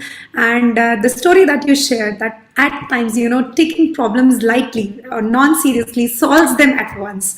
So that was very nice to hear. And the connection that scientists bring to society is something that, really makes them different from the general thing that we do. And that's what a true example is in the form of Dr. Janaki Ammal. Then I also really liked the point of the importance of home environment in her life. And as most of us here would agree that, we have been given wings by our fathers to fly, and that's what we are grateful to them for this. And this is the kind of... And mothers, Sugandha. And mothers too, yes, exactly. But the point of highlighting here is that fathers are always contributing. We also want to see our male counterparts in all the roles, as husbands, as brothers, and we are seeing the change, right? So just treat everyone as equal. That's the only thing we are saying. We are not looking for any sympathy or something. We're just looking for an equal platform for female students to flourish as good as their counterparts. This is the only thing. And the last in our session is Dr. Sonu Gandhi. So she's working as Scientist D at National Institute of Animal Biotechnology, NIAB, Hyderabad, in the area of diagnostics and therapeutics. She has various awards to her credit: SERB Women Excellence Award, SERB Early Career Researcher Award, DBT BioCare Women Scientist Award, Best Young Scientist Award, and Marie Curie Fellowship, to name a few. She is associated to various prestigious societies, being Australian Academy of Sciences, member of American Chemical Society USA. She is also a member of Royal Society of Chemistry UK, and associated to all 3 science academies of India. She is active member of INYAS, and she speaks today about Dr. Asima Chatterjee, who was first Indian woman to obtain a doctorate in science from an Indian university. Over to Sonu. Thank you, Sugandha, for the introduction. Can you hear me? And my slides are visible? Okay, so before I start, a very good afternoon to Professor Rohini and Chair INYAS, coordinators, and organizers, and all the young students who are present here. And we all are very happy to have you here on the occasion of INYAS WiSDom event, where we discuss about the iconic women scientists of India. And one of the iconic women that I'm going to discuss today is, one second, I think something is, Professor Asima Chatterjee. The Google commemorate her 100th birthday on 27th September 2017. My slides are moving. No. If you have moved beyond one, it has not been seen. Yeah. Yes, ma'am. Give me a second. Sonu, try double clicking the thing. I was facing the same problem. Just double click on your shared screen. Yeah, thanks, Meghna. Yeah, it's working now. So if we look at the timeline or the lifeline of Professor Asima, she was born in 1917 in Calcutta. In 1936, she obtained her BSc degree in chemistry from University of Calcutta. In 1938, she obtained MSc degree in organic chemistry from University of Calcutta, and in 1944, she obtained her DSc degree in chemistry from University of Calcutta, and then she became the first Indian woman from the Indian institution who obtained the DSc degree from Indian University. Then later, in 1945, she was married with Professor Baradananda Chatterjee, and in 1946 to 47, she has a beautiful daughter named Julie. And then in 1947 to 1948, she worked as a postdoc fellow in Zechmeister lab at University of Wisconsin and Caltech. Early 1950, she has joined Brabourne College, University of Calcutta. Then in 1954, she was become a reader in University of Calcutta at Institute College of Science. And in 1960, she was elected as a fellow of INSA, which is Indian National Science Academy. In 1961, she was the first female recipient of SS Bhatnagar Award in Chemical Sciences. Then in 1962 to 82, she was awarded as a Kara Professor of Chemistry at University of Calcutta. In 1975, she received a Padma Bhushan Award, which is very, very prestigious. Then in 1982 to 1990, she was nominated as the member of Rajya Sabha. In 2006, she passed away in her sleep at the age of 90. So if we look at the childhood and early life history of Professor Asima, she was basically Mukherjee was born on 23rd September 1917 in a middle class family in Calcutta. Her father's, one second.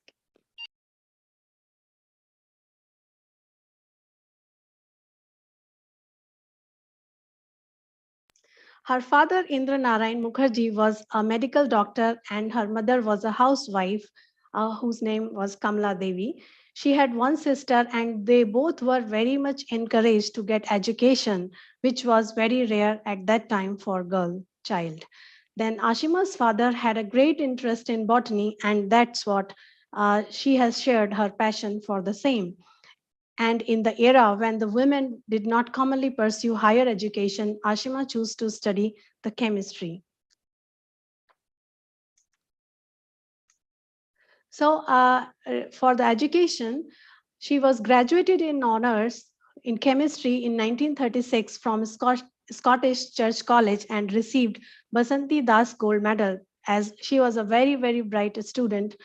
Then during her postgraduate studies from University College of Science, Calcutta, she came in close contact with the eminent teachers and educationists like Acharya Prafulla Chandra Ray, then Professor Prafulla Chandra Mitter, and Pauline Behari Sarkar, Jogendra Chandra Bardhan, and Praful Kumar Bose, Janendra Nath Mukherjee, and Priyadar Ranjan Ray, all of whom influenced her future career. She obtained her master's degree in 1938, and where she was received Calcutta University Silver Medal and Prize and Jogmaya Devi Gold Medal as well. Then she started her research career under the guidance of Professor Praful Kumar Bose, and who was one of the pioneer in natural product and chemist of India, and Satyendra Bose, who was the famous physicist at that time. And in 1940s, then she joined Lady Barbaran College in Calcutta as the founder head of Department of Chemistry. Then in 1944, she was appointed as honorary lecturer in chemistry from Calcutta University. And then she was one of the first women to receive the doctorate degree at an Indian university in 1944. Then she went on to work for her postdoc with Zach Mester at University of Wisconsin and Caltech for her work on the biologically active alkaloids. As an independent researcher, then in 1947, she left for US on a study leave from Lady Brabron College, and then she worked with Professor Parks at University of Wisconsin on naturally occurring glycosides, and with Professor Zach Mester at Caltech on carotenoids and provitamin A in 1948 to 49. Then, in recognition of this work, she was awarded with the Whitmel Fellowship, and with Professor Carrer at University of Zurich during 1949 to 50. She worked on the biologically active indole alkaloids. Then this was the life-changing for her because this was really struck her mind and her became her lifelong interest. Then when she was returned to India in 1950, she started her research work on alkaloids and coumarins with renewed vigor. Then her work on Rauwolfia species brought her into close association with late Professor Salimuzan at University of Karachi, Pakistan. And these were very difficult times for science in India because when she returned, it was very difficult to get funding for science, and she was struggling a lot, and she was paying from her own pocket and sending sample for analysis abroad to her collaborators or guides, postdoc guides, and also paying to the students' salaries and purchasing the chemicals. And that time there was no NMR facilities or any advanced spectroscopy techniques to analyze the compounds. So during that time, she and her students relied on the old instruments for purifying the minuscule compounds from the plants. Then during this time, difficult time, her husband, Professor Chatterjee, who was the renowned physical chemist himself, supported a lot and stood by her. Notable research contribution from Dr. Chatterjee was first compound, which is known as Ayush 56, which is an anti-epileptic drug developed from Marsilia minuta, and the anti-malarial drug from Alstonia scolaris and Swirtia cirata and Picorophysa curora and Caesalpina crista. These were the three plants through which she has developed the anti-malarial drug. And the drugs were patented and has been used and marketed by several companies. Among her, there are a lot of contributions she has made into the science, basically the plant science, where she was initiated first the chemical investigation of alkaloids in Rauwolfia. Then she has also investigated the chemistry of almost all principal types of indole alkaloids. Then she has contributed for the elucidation of structure and stereochemistry of a few compounds. Then she has also suggested the stereo configuration of serpagine.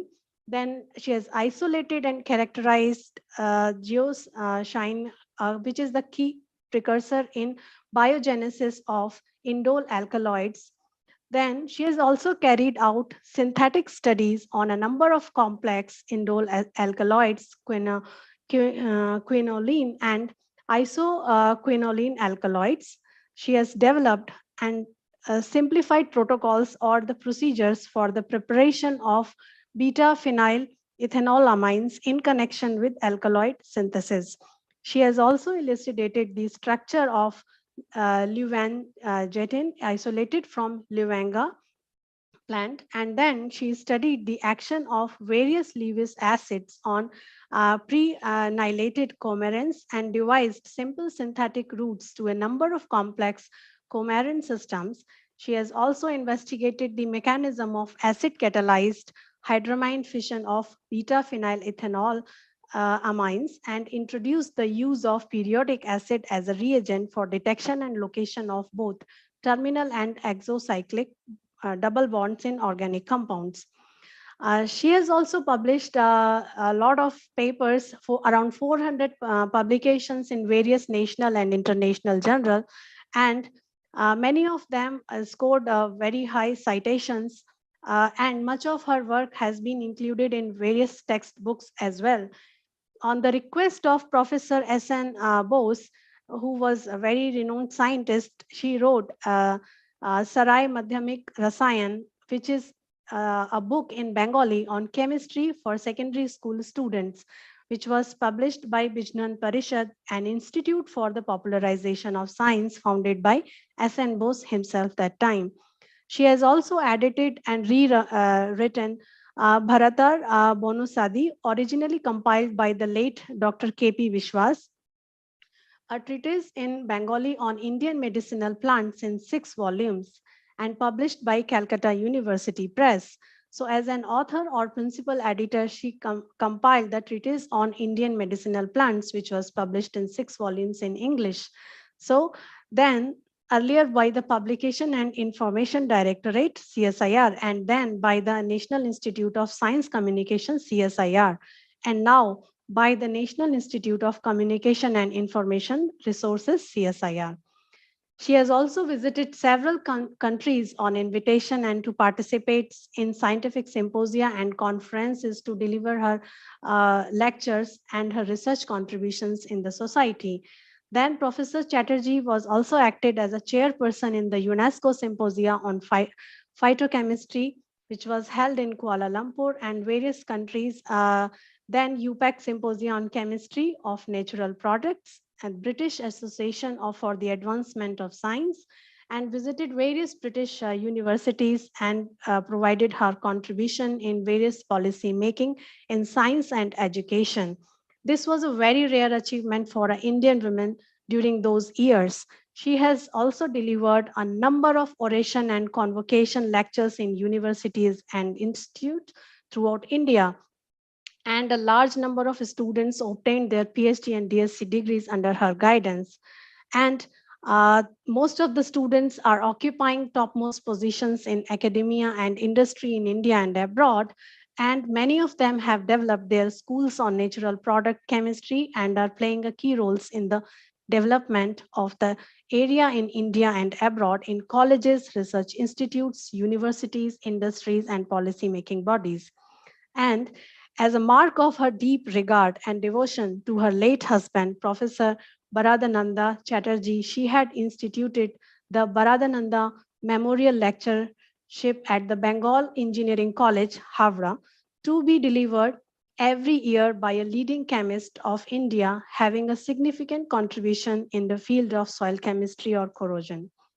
She has received many number of awards, honors, and accolades to her name, and few of them is in 1960 she was elected as a fellow of INSA, Indian National Science Academy. Then she has received in Shanti Swarup Bhatnagar Prize in Chemistry in 1961, and she was the first female recipient of the award that time. Then she was awarded as a Khera Professor of Chemistry at University of Calcutta. She has also received Sir C.V. Raman Award of Hariom Ashram Trust by University Grants Commission, which is UGC. Then she has also received Sir P.C. Ray and Professor P.K. Bose lecturerships of the Indian Chemical Society. She was appointed as the coordinator of a special assistant program in teaching and intensifying research in natural chemistry by UGC. She has also received a Professor Shishir Kumar Mitra lecturership of INSA, Sir Asutosh Mukherjee Gold Medal, and Dr. G.P. Chatterjee lecturership of Indian Science Congress Association. She has received Goya Award, Indira Gandhi Priyadarshini Award, and Silver Jubilee Award, Eminent Teacher Award, Ratindra Award, and nominated to the Upper House of Parliament of India, the Rajya Sabha from 1982 to 1990. And she has represented India in various international and national organizations and committees like UNESCO. And this is the picture where she was received Padma Bhushan in 1975.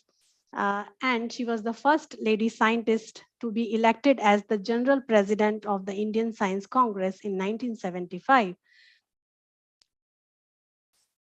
Then, if we look at the personal life of Professor Asima Chatterjee, she was married with Professor Baradananda Chatterjee, who was a physical chemist in 1945 and had a daughter, Julie, with him. This is the rare picture where you can see the whole family. Then Asima Chatterjee was she enjoyed spending time with her family, not only the science. In fact, her child was always, Julie accompanied her on many of her foreign trips during her work.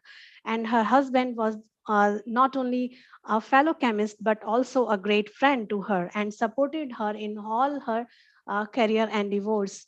And she also enjoyed cooking for her family, which is interesting to know, and led a very normal family life and achieved a great harmony between her work and the private life. So this is an inspiration to all of us who are working to balance professional as well as personal life.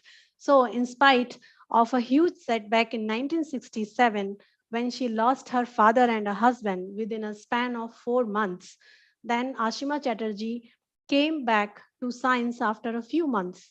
So which is a very rare.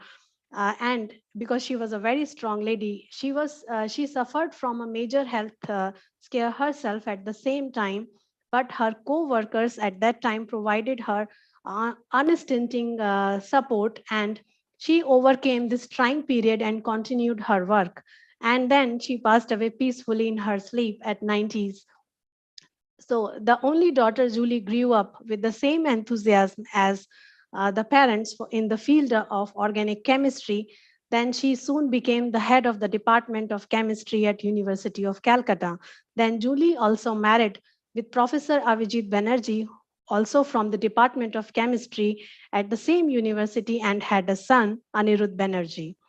So this is the this is the artistic illustration of Professor Asima Chatterjee, where you can see the working of Professor Asima in the lab in the 60s or 70s. At the background, you can see an impression of the Shanti Swarup Bhatnagar Award.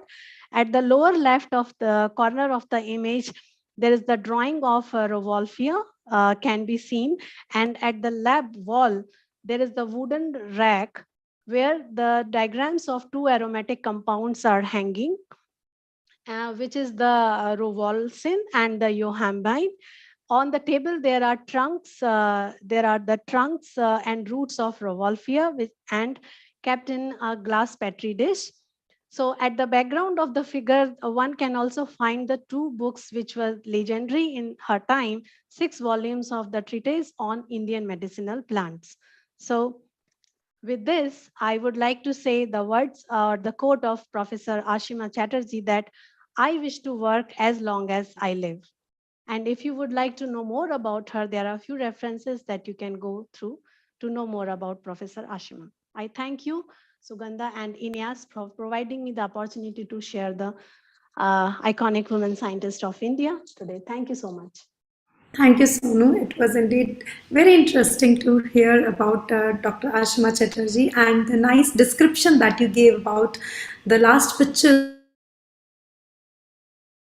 that you showed. It was very descriptive of you, and she has contributed largely, playing many roles as researcher, as science promoter, as mentor. And one thing that I would like to highlight for all students out here: scientists are as normal as anyone in the society. It's not that they have to have long hair and a boring lifestyle. The way she lived in harmony, most of us enjoy the same. So that is just for the students out here. I get to hear such comments from the students: scientists, oh, this is not the career we want to take up probably. So I really hope that it changes some kind of mindset that you have, and for the positive thing. So I thank all the speakers for telling us about the stories of these iconic women scientists. And before we head further for the question answer round, I request all of you to please put on your cameras so that we can have a picture together. Everybody, please put on your cameras.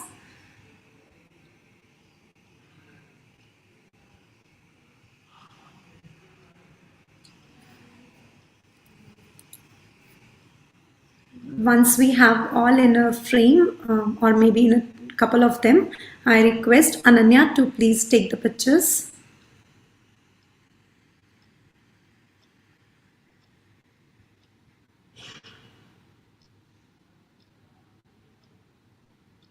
Ananya, are you around?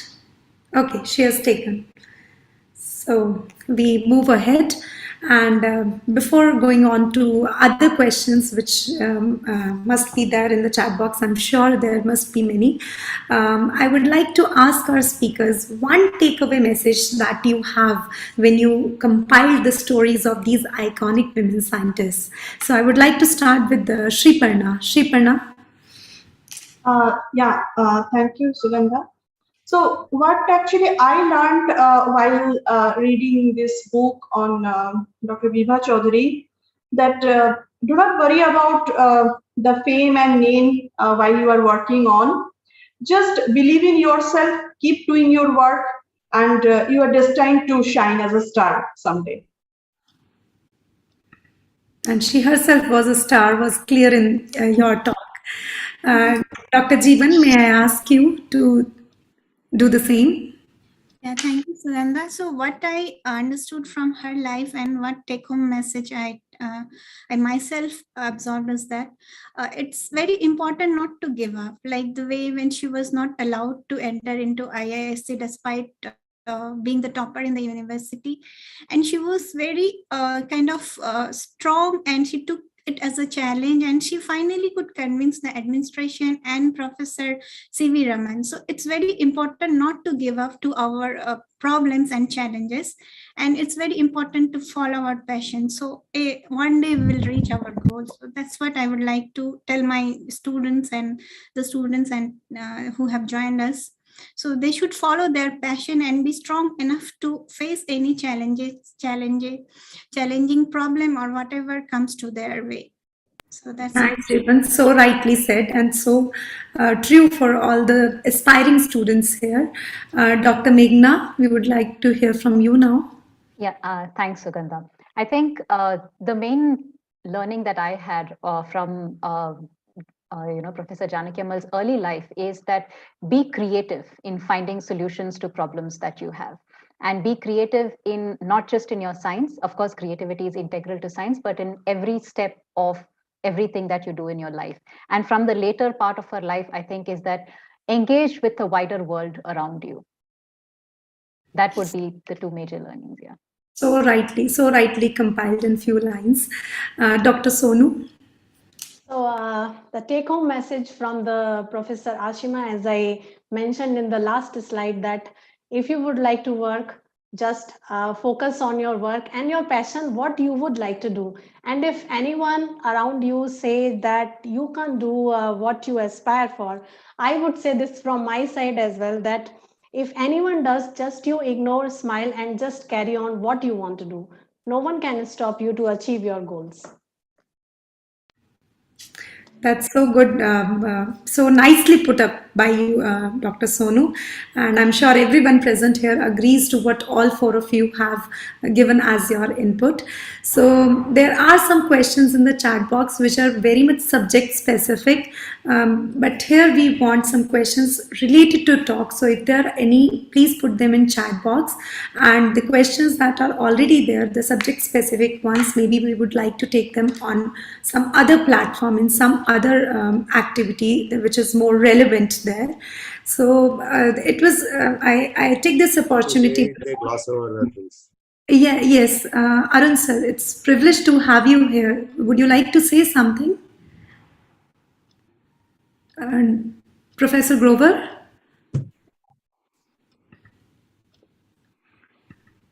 I don't know. There was Professor Grover is there. He will just be speaking. I was actually just talking to him on phone to request him to please come because he's not so well. So he'll just be speaking about Professor Bibha Chaudhuri. He just told me. Okay, Professor Grover, just let me know when you are when you want to say something. I'm listening to you. Yeah, Please, he's there. He's there. Please go ahead.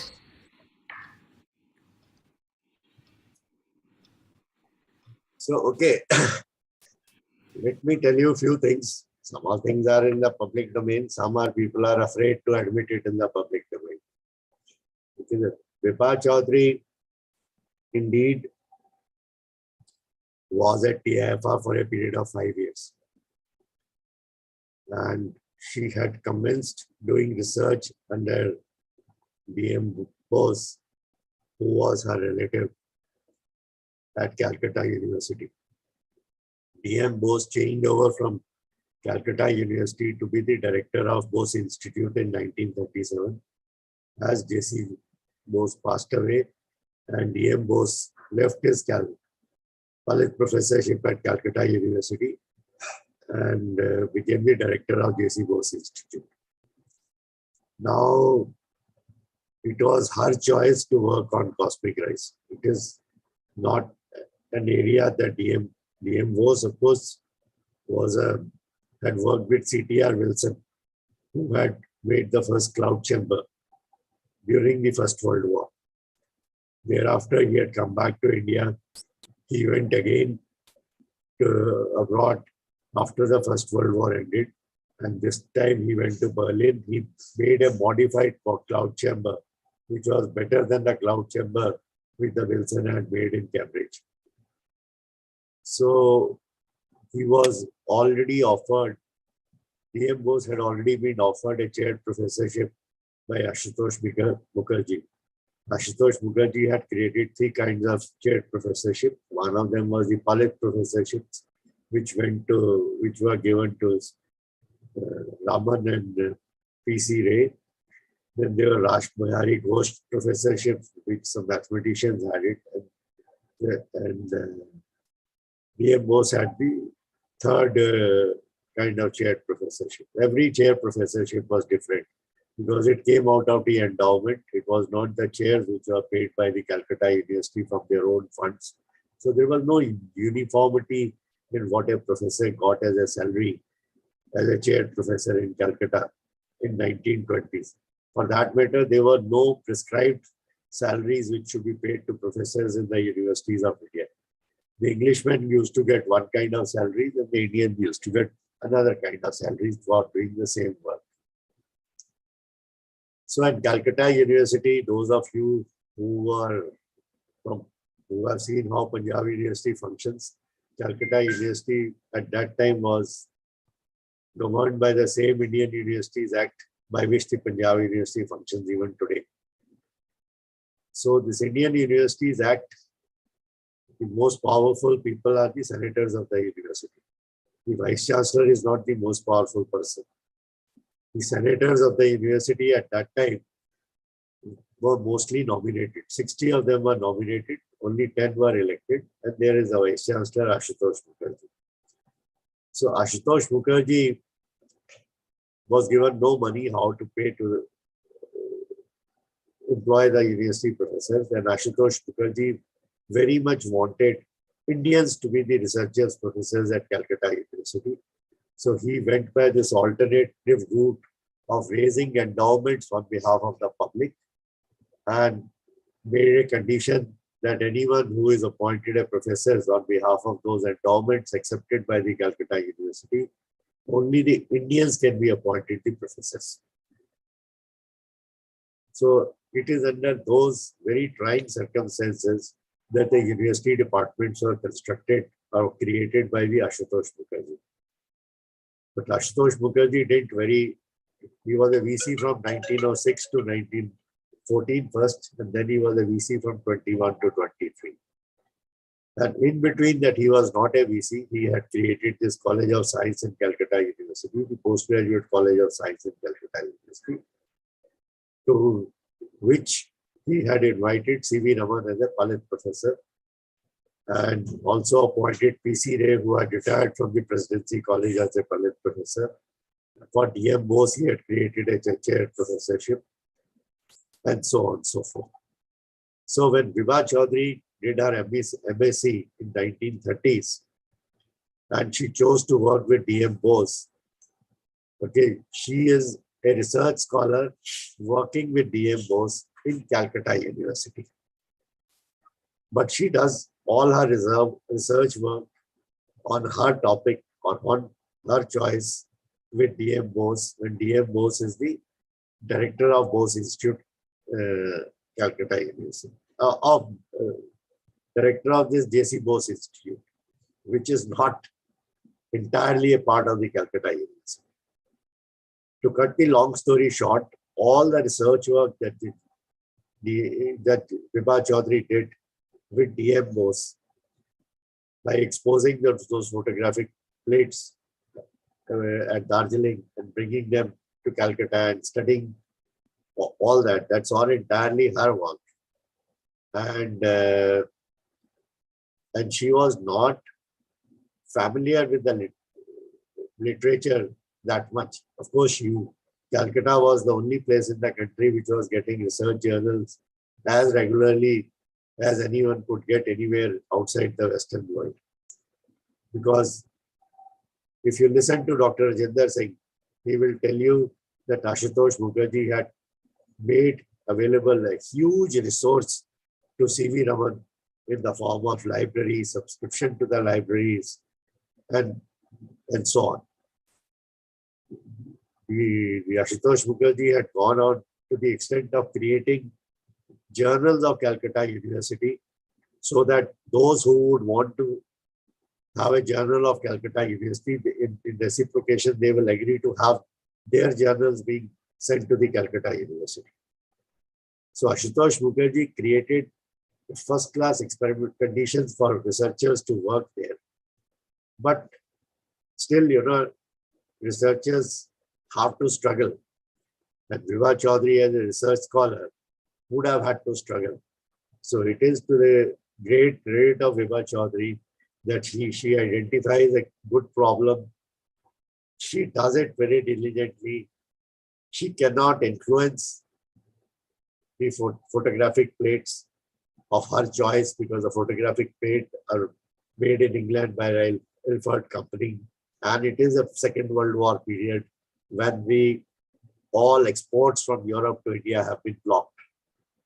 So Second World War is a very important period as far as a change in the research pattern in India is concerned. From 39 onwards, you are working in isolation and you have no access to external world.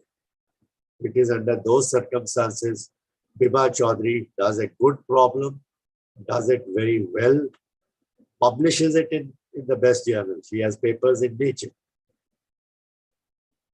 Homi Bhabha was already struck in Bangalore.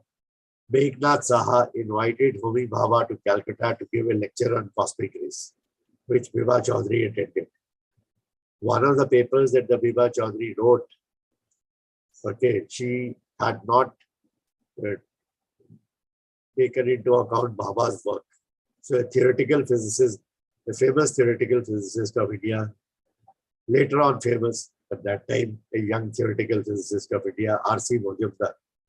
R.C. Majumdar was a professor of theoretical physics at IIT, at Delhi University after B.S. Kothari. T.S. Kothari was number 1 and R.C. Majumdar was number 2. See, R.C. Majumdar told Bibha Chaudhuri of the works of Bhabha, which she incorporated in her paper, written in 1942. So what Bibha Chaudhuri was doing, okay, it was known to the very best of the Indian physicists of that time. So which includes Meghnad Saha, which includes people like R.C. Majumdar, which also includes Homi Bhabha. In spite of all this, when the war ends in 1945 and A.V. Hill recommends 1,000 overseas fellowships for Indians to go abroad, and Bibha Chaudhuri, in spite of having 8 publications to her credit, she does not have a PhD given by Calcutta University, because Calcutta University would not give you a PhD unless you are a registered student under a recognized guide and working in a recognized laboratory. It's a very bureaucratic times. So people gloss over the fact that Bibha Chaudhuri faced such difficulties, and that is how she got denied the PhD in Calcutta University in the Second World War. And when this overseas fellowship scheme arrives, which allowed people to go abroad, okay, so many people went abroad. Satish Dhawan went abroad during that time. Kurian went abroad during that time. Ram Prakash went abroad at that time. Khurana went abroad at that time. You name all the famous physicists, chemists of India who went immediately after the war abroad. They all went on overseas, Government of India overseas fellowships. So Bibha Chaudhuri took that chance and she went abroad.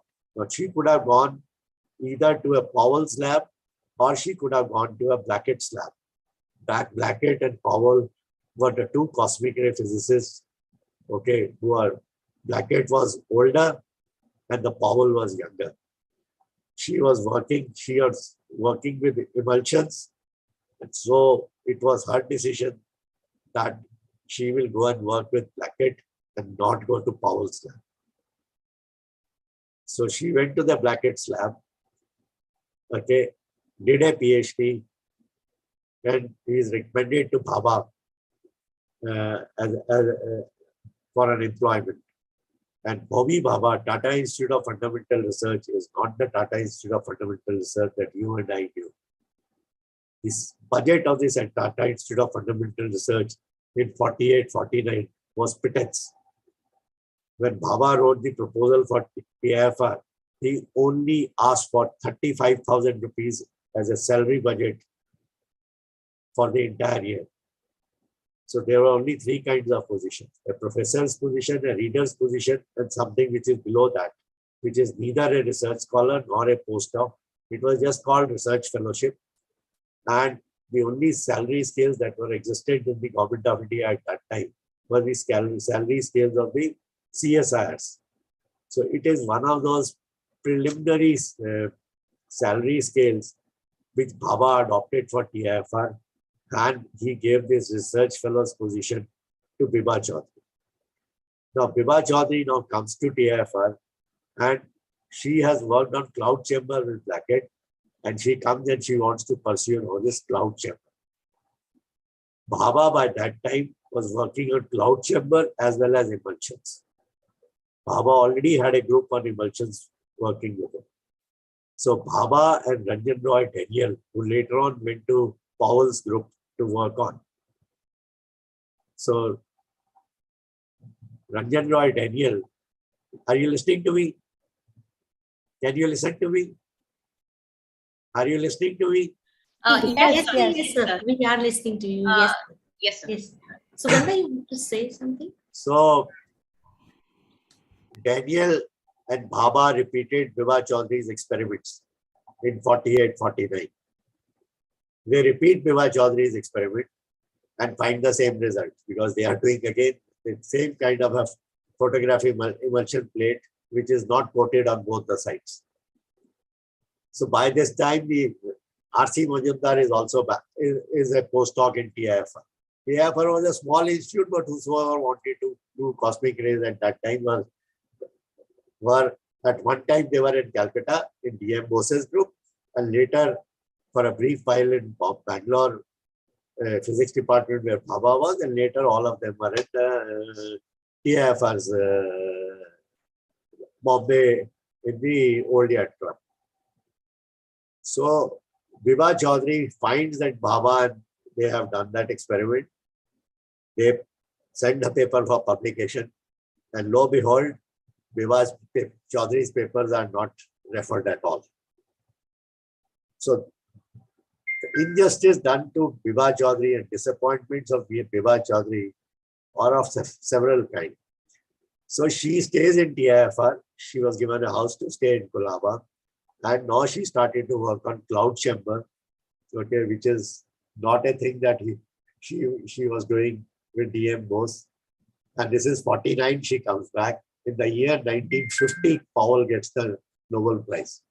And in the Nobel Prize winning speech of Powell, he does not give any acknowledgement to Bibha Chaudhuri's work at all. Powell acknowledges this contribution of Bibha Chaudhuri to his understanding and of repeating that experiment in a certain way, this and that, only in a book that he publishes in 1960. So Bibha Chaudhuri decides to leave TIFR after 4.5 years in 1953, because TIFR all first appointments are only for a 5-year period. So in 5-year period, she had not been able to do very much, because I can see how it would have been very difficult for her. She was working alone on her own. So at the end of 3.5 years, he went to Bhabha and said she wants to apply for a teaching position and go back to her home state. So she applied for a teaching position in a technology institute where there is a CSIR scheme, and Bhabha helps her to get that CSIR position in that technology institution. So this is how Bibha Chaudhuri leaves TIFR in the first place and returns to Bengal. And now you see, what is it that she has to accredit? She has her initial work, which she did with DM Bose, a large number of papers in Nature. Then she has very few papers which she did in England, for which she got a PhD degree. And there is almost no published work for her 4-year stay in Bombay. So this is how she is back as a women scientist in Calcutta. Thank you, sir. Thank you for really bringing out the entire history of Dr. Bibha Chaudhuri. Thank you so much. I'm sure the children out there really benefited from that. And Sugandha, you can... Thanks, Professor Grover, for the remarks. I've known him as VC to begin with, and then he collaborates with us via SPSTI for various INYAS activities. We are grateful to him for that. And now the knowledge that he has, the intellect that he has, overshadows everything that I knew about him earlier. So thank you, Professor Grover, for joining besides your health issues. It's nice to see you here. And with this, I hand over to Rajni to... A full chapter in Indian scientific history, the way she got treated. Who did not know her? Everybody knew her. Meghnad Saha knew her, DM Bose knew her, R.C. Majumdar knew her, B.S. Kothari knew her, Bhabha, she worked very closely, Vikram Sarabhai, she worked very closely, Kasturi Rangan recalls whatever it is. There are so many people in the senior people in TIFR I know who knew her. So there isn't anyone who did not know her. But in her career, she does not get any progression because the Indian scientific system did not have any career progression schemes. I would actually like to add something more to you, what you said. I completely agree. And this is what I meant when I talked that when in 2004, we asked all the people that please tell us about women scientists from the early period. Particularly the people I approached were all the fellows of the academies. And all these people whose name, all the people who worked with her were fellows of the academies, and not a Sohini, single person told me about that. Who will tell you that Bhabha did not give? I know, that's what I'm saying, that the system I came to know was this. really funny. I mean, we have to And understand. I came to know this from Rajinder Singh's book. Yeah. And So I want to asked Sunil emphasize Gupta that to the search through the system failed us. 25 years of book of TIFR. There is a book in which all the papers published by TIFR for first 25 years are there. I made Sunil Gupta search through it.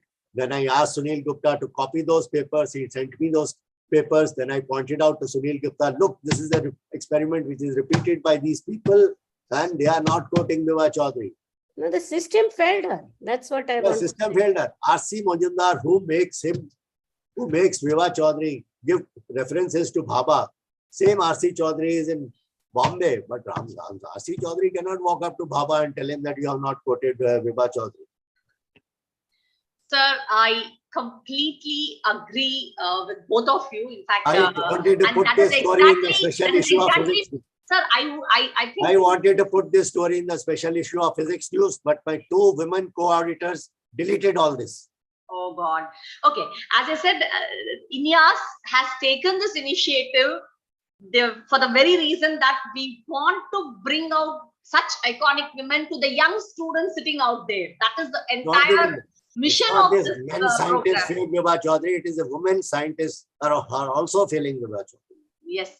Okay. Yes, Thank you so much. Thank you, and sir. now I request Rajani to give the vote of thanks. Thank you, Nisha. Thank you, Sugandha. It's my pleasure to present vote of thanks for this very interesting program of iconic women scientists of India.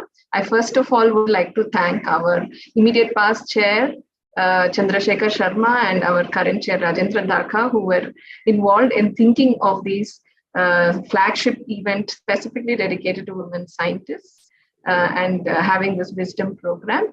I would like to thank our keynote speaker, Professor Rohini Godbole, for her very inspiring talk and also for being with us all through this and giving her inputs, and also connecting with bringing in other things that we don't really know from popular media and what is out there about these scientists.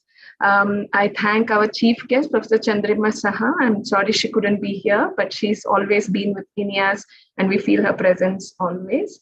I thank my fellow INYAS members who gave very wonderful presentations and for the time they've spent to do their research and so on.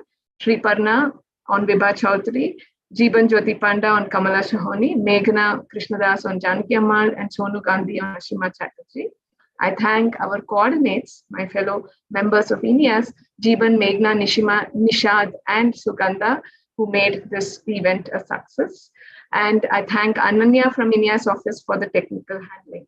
I thank all the participants, foremost Professor Arun Grover from Society of Promotion of Science and Technology in India for his very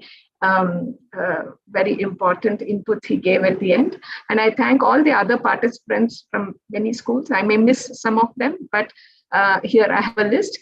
Kendriya Vidyalaya KB IIT Ropar, Mahavinayak Vidyayan, Barchana Jaipur, Odisha, students from Bhutan, Government Senior Secondary School, Mandipul District, Batenda, Govindrao High School and Junior College, Kolhapur, Maharashtra, Government Senior Secondary School, Manthana, Haryana, Hina Rai from Gomtu HSS, Model Public School, Sopur, Jammu, JNK, Mahmood Dhar, GMS Kashmir, DAV Kalinga Nagar, Mr. Arun Agarwal, President Ashiana, Panchkula, Haryana. I may have missed some of them, but it is really wonderful that so many schools and so many young children, boys and girls, came to hear of this program. And this program will remain online, and I'm sure it will continue to inspire more. Thank you very much. Thank you. For all of you for being here. Much, Rajani. I think there are people even from Bangladesh who have joined us. So thanks a lot for everyone who has joined us. Just one last line. No change comes easy, but it has to begin somewhere and be the change you wish to see in this world. So all the best to everyone out there. Thank you, one and all. Thanks for joining. Thank you so much. Thank you. Thank you, everyone. Thank you, everyone. Bye-bye. Thank you. Bye-bye. Bye. Thank you, everyone. So bye. Thank you, everyone. Bye, Bye, ma'am. Thank you so much. Bye Thank to you, all ma'am, the for young joining. students, actually. Yes, yes. I am They have amazed been to see their listening. faces and keep on doing the good work. We have to do.